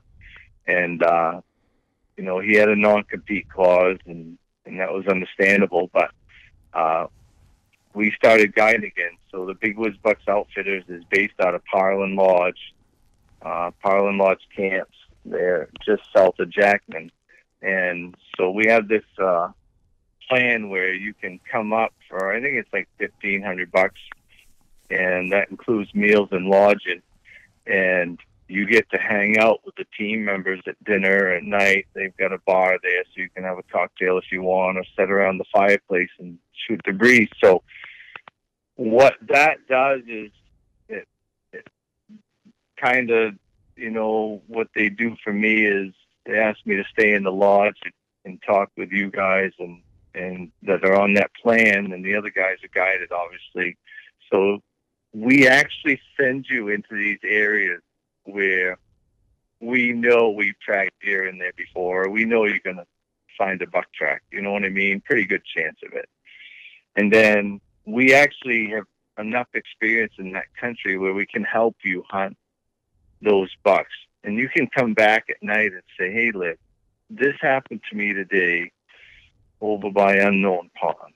What do you think? Well, geez, tomorrow I might do this. So that buck's thinking about this, or he's doing that. It's how I learned the most in the shortest amount of time was being around some of the best buck trackers around. And I can tell you that's what I would do if I lived out of the state. I would come to an area like this. If I wanted to learn tracking, I would find the best trackers and I would immerse myself in them. Think about it, Kevin. When I knew I wanted to track bucks and I was getting better at it, but I knew I still wasn't good at it, I didn't ask a buddy. I called Hal Blood, one of the best trackers in the country, hands down. You can't argue that. There's some really good trackers out there, and I'm friends with a lot of them. But this guy wrote a book. He's telling you how to do it. It's on paper. So that's what I did. If I came to Michigan tomorrow and said, I want to be the best tree stand hunter, I'm going to seek out somebody that's the best. I'm going to come see you, or you're going to say, hey, go see this guy. I'm not so proud that I think I'm better or great at anything. I'm smart enough to realize that if I want to be good at something, I have to find somebody that's better than me to teach me. And I think that's with anything in life, right? I think that's how we grow. Yeah, I would fully agree, and kind of check your ego. That's a big part of it for me. It's just forget what you know and don't worry about that. Just worry about what the other guy knows and pick his brain and how much of that you can obtain. And look, how many people do you know that their ego has held them back from doing great things in life? A lot, right? Yeah, because you can't teach those guys and girls anything because they already know it. You know what I mean? Yep, absolutely. Just ask them; they'll tell you. And I'll be the first one to ask somebody to teach me something. Absolutely. If you know more than I do, I do it. I did it today. I have a furniture business. We make rustic log furniture and send it all over the country. And we're just building a new kitchen cabinet shop. And I hired a guy that's a far superior cabinet maker than me, and I want to learn more. So I sought him out and I found him, and we sat down today and negotiated terms, and he starts tomorrow. So that's how we grow. But yeah, it's a great opportunity. So if anybody out there wants to try it, just come on up, because none of us are going to steer you in the wrong direction. We love to share what we do. I can't get enough of how much I enjoy sharing it. What time of year, what weeks would you say well, should... You take that third week is always the hottest week, but that's the week you're going to miss Thanksgiving. So if you don't mind the divorce, that's fine. Yeah. But, the second week, but if you think about it, the first week guys this week are going to be blessed with snow. So right now, the guys that Big Woods Outfitters are teaching, they're taking guys into those drainages. They're finding those signpost rubs. They're finding those areas where the deer are living, and they're on a big scouting mission right now. They're teaching their clients everything that they're going to need to go back to wherever they're from and make them better trackers. And then at the end of the week, they're going to have 2 days of prime snow on the ground to practice everything they've done for the last 3 days. And it's just going to be awesome. They're going to kill some bucks Thursday and Friday, Friday and Saturday for sure. You know, so usually the first week isn't like that, but the last couple of years it has been. The second week, generally we have snow. The third week, definitely. The muzzleloader week, I mean, that new Woodman Arms muzzleloader that's out, the Patriot, is just, I mean, that's like shooting a rifle. Yeah. It's only one shot, but it's like a rifle. And, you know, that changes the game on muzzleloader hunt. That muzzleloader week, think about it. Those bucks are getting tired. Lots of times you can catch them old boys. They might have been laid down for 2 days. They might be so tired, they might get up and go a quarter of a mile and lay right back down. We've seen it where they just get up and go a ways and lay back down, get up and go a ways and lay back down. Hal's got a story about killing one that just get up, lay down, get up, lay down, finally he killed it, you know. Yeah, the rut's that intense up there in that country where essentially after a month they've just completely depleted themselves of resources, huh? Oh, you think about it. So there's an old wives' tale that, you know, the buck scat is bigger than the doe scat. I've had people say the buck scat was as big as my thumb. Well, that's just a big doe, because that buck hasn't eaten more than a handful in a week. You know, so I don't know about you, Kev, but when I don't eat, I don't poop much. So, you know, if you relate it to that, right, it's the same thing. You know, those bucks don't care about eating really anything other than they're just getting enough to get by. I mean, they lose,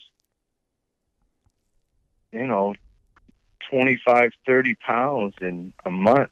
Right. You know, they're not eating. Right. They're just running. So, what about for a guy that would aspire to come up there as an archery hunter? What week would you tell that guy to look at coming? I think any week, really, because we do have hunters, tree stand hunters, you know, and the fortunate thing for somebody coming in from away is that we have those places. So if you think about, I've got a hunter, just say I've got a hunter that came in third week, and Monday, Tuesday, the snow has been great, and I run him pretty hard. And Wednesday, he gets up and says, "Hey, Lib, I need a day to rest." Well, I'm not going to let him sit in the camp and just watch Roseanne or whatever, you know.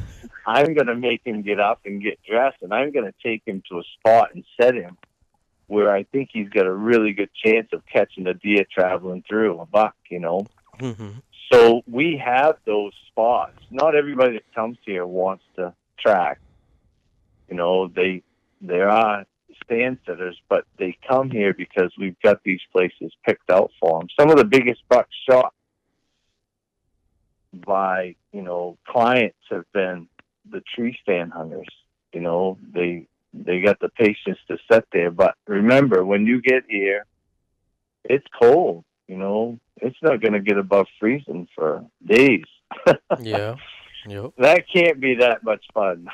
Yeah, it takes, I don't know, I guess it takes a mindset, and for me, it takes really good gear. I do not aspire whatsoever to go spend my time being uncomfortable. I really Right. don't.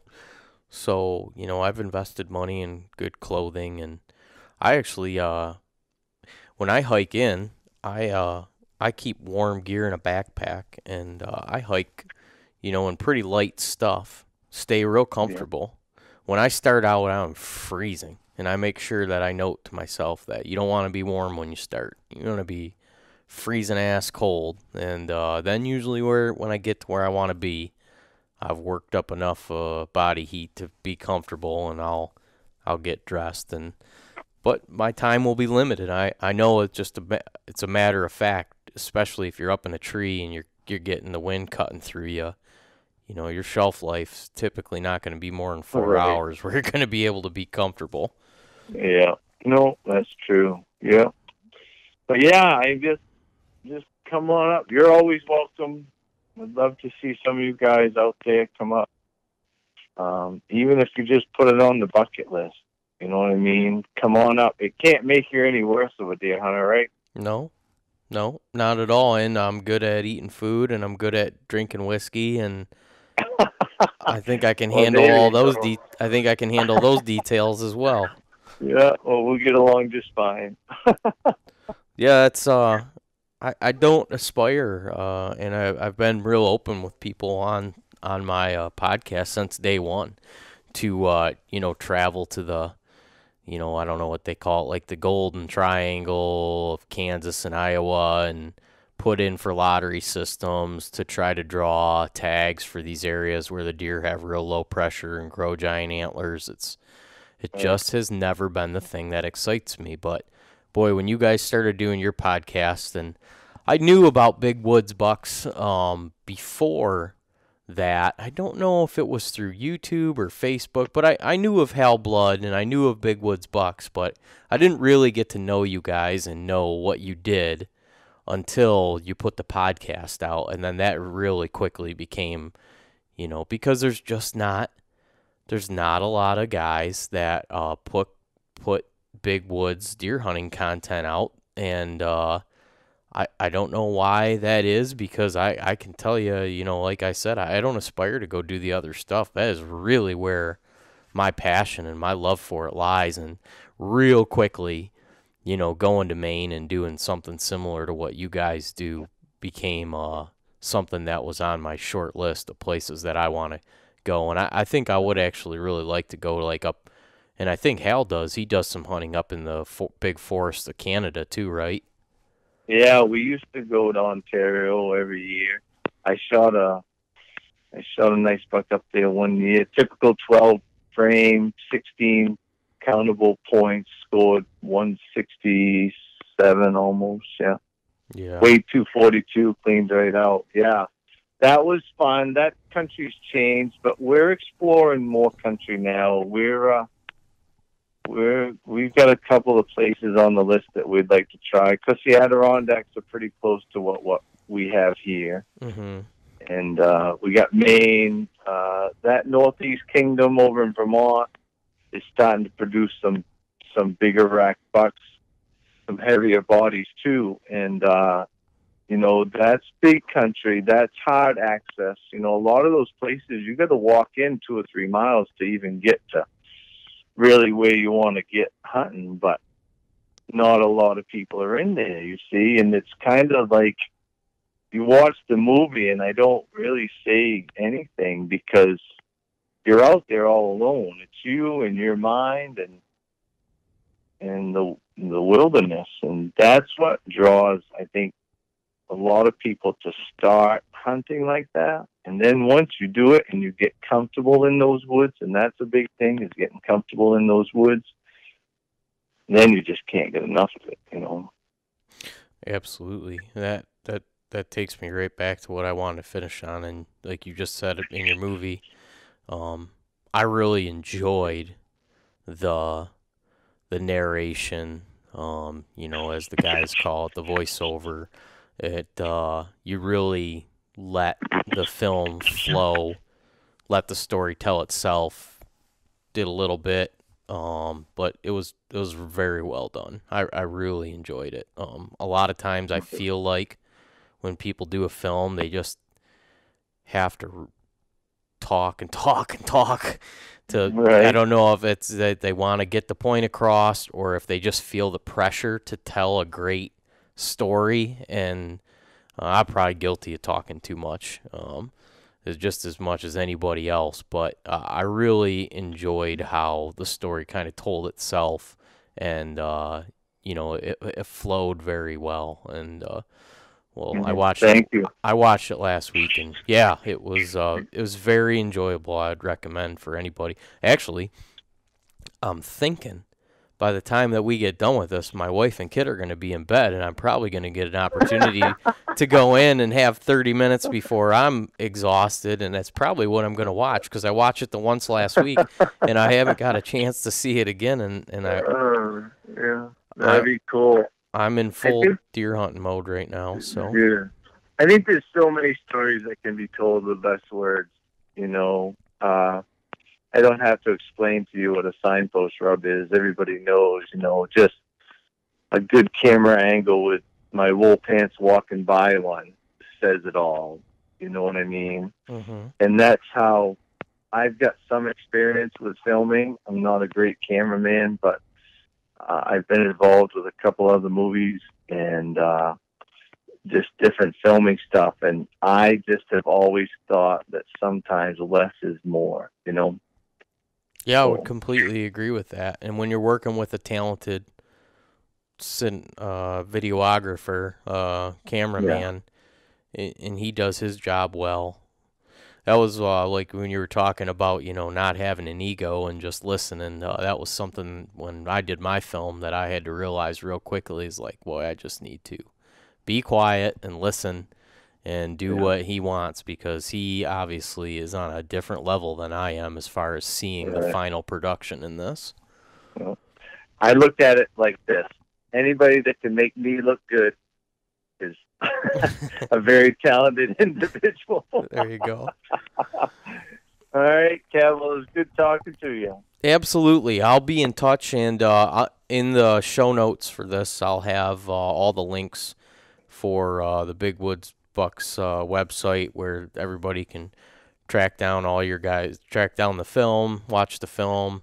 It's on YouTube, and call or follow up with emails for any questions that they might have. So I really appreciate your time, and I wish you the best of luck in the woods here over the course of the month of November. And I'm really hopeful that I'll be able to send you a picture of me with a smile and a Big Woods buck. Yeah, I hope so too.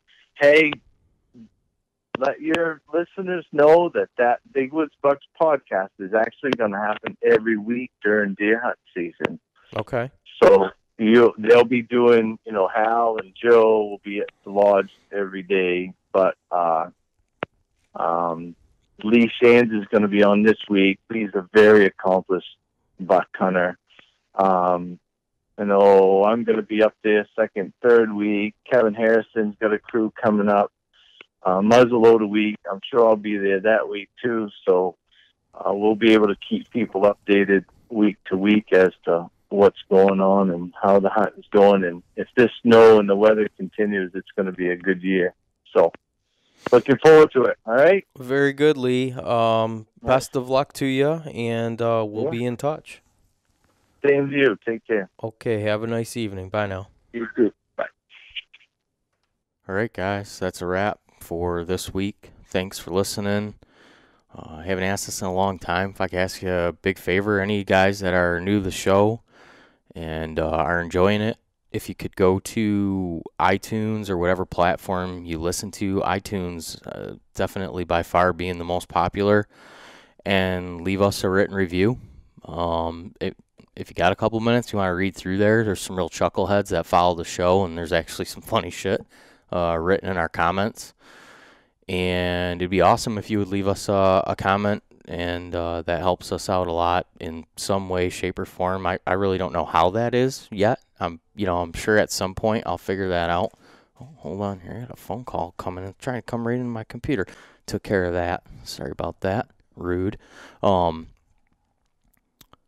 Yeah, if you could leave us a review on iTunes, it would be awesome. That way, I guess we'll have more reviews than other deer hunting podcasts. I think that's how that works. So, huge thank you again to all the Patreon guys that chip in a couple bucks every month to help this show run in the well-greased manner that it does. I don't think there's any arguing that, right? This is a well-oiled machine. This thing's like greased lightning, dude. It just goes. Yeah, so that being said, best of luck to everybody. God, I know we talked about putting T-shirts up, guys. I physically don't have the time right now. I was like a dead man walking today.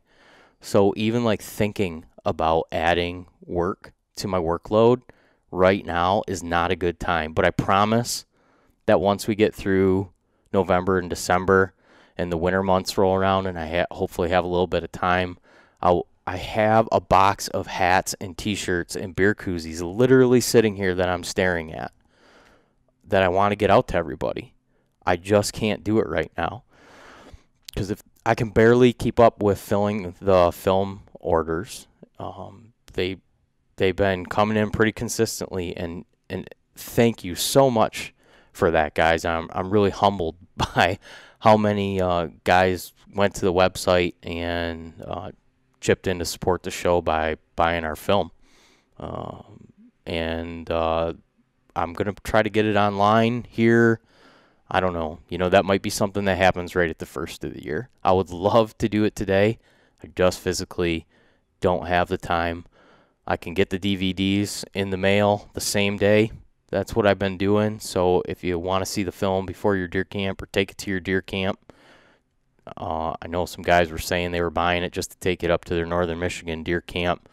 Maybe it'll become something in the lines that you watch every year before or after you watch Escanaba and the Moonlight. So, and if you haven't watched Escanaba and the Moonlight, you should probably check yourself as a deer hunter. If you're listening to this show right now and you're a deer hunter and you haven't watched Escanaba in the Moonlight, you need to take a long, hard look at yourself and, see what you're doing with your life. First off, start by getting that movie and watching it. And if you have a deer camp, it should be in your deer camp. Sorry about the rant.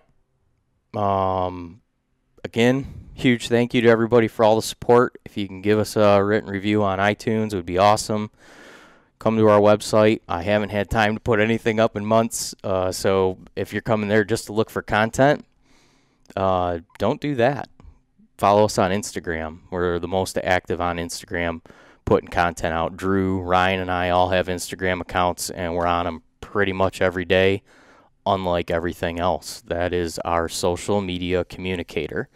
But we do have The Forest for sale on DVD on the website, and that'll be up I'm assuming at least for into the middle part of next year, going maybe in through the winter and the spring. But when I run out of, I ordered 1,000 copies, and when they're gone, they're gone. I'm not going back through I just don't have the time, man.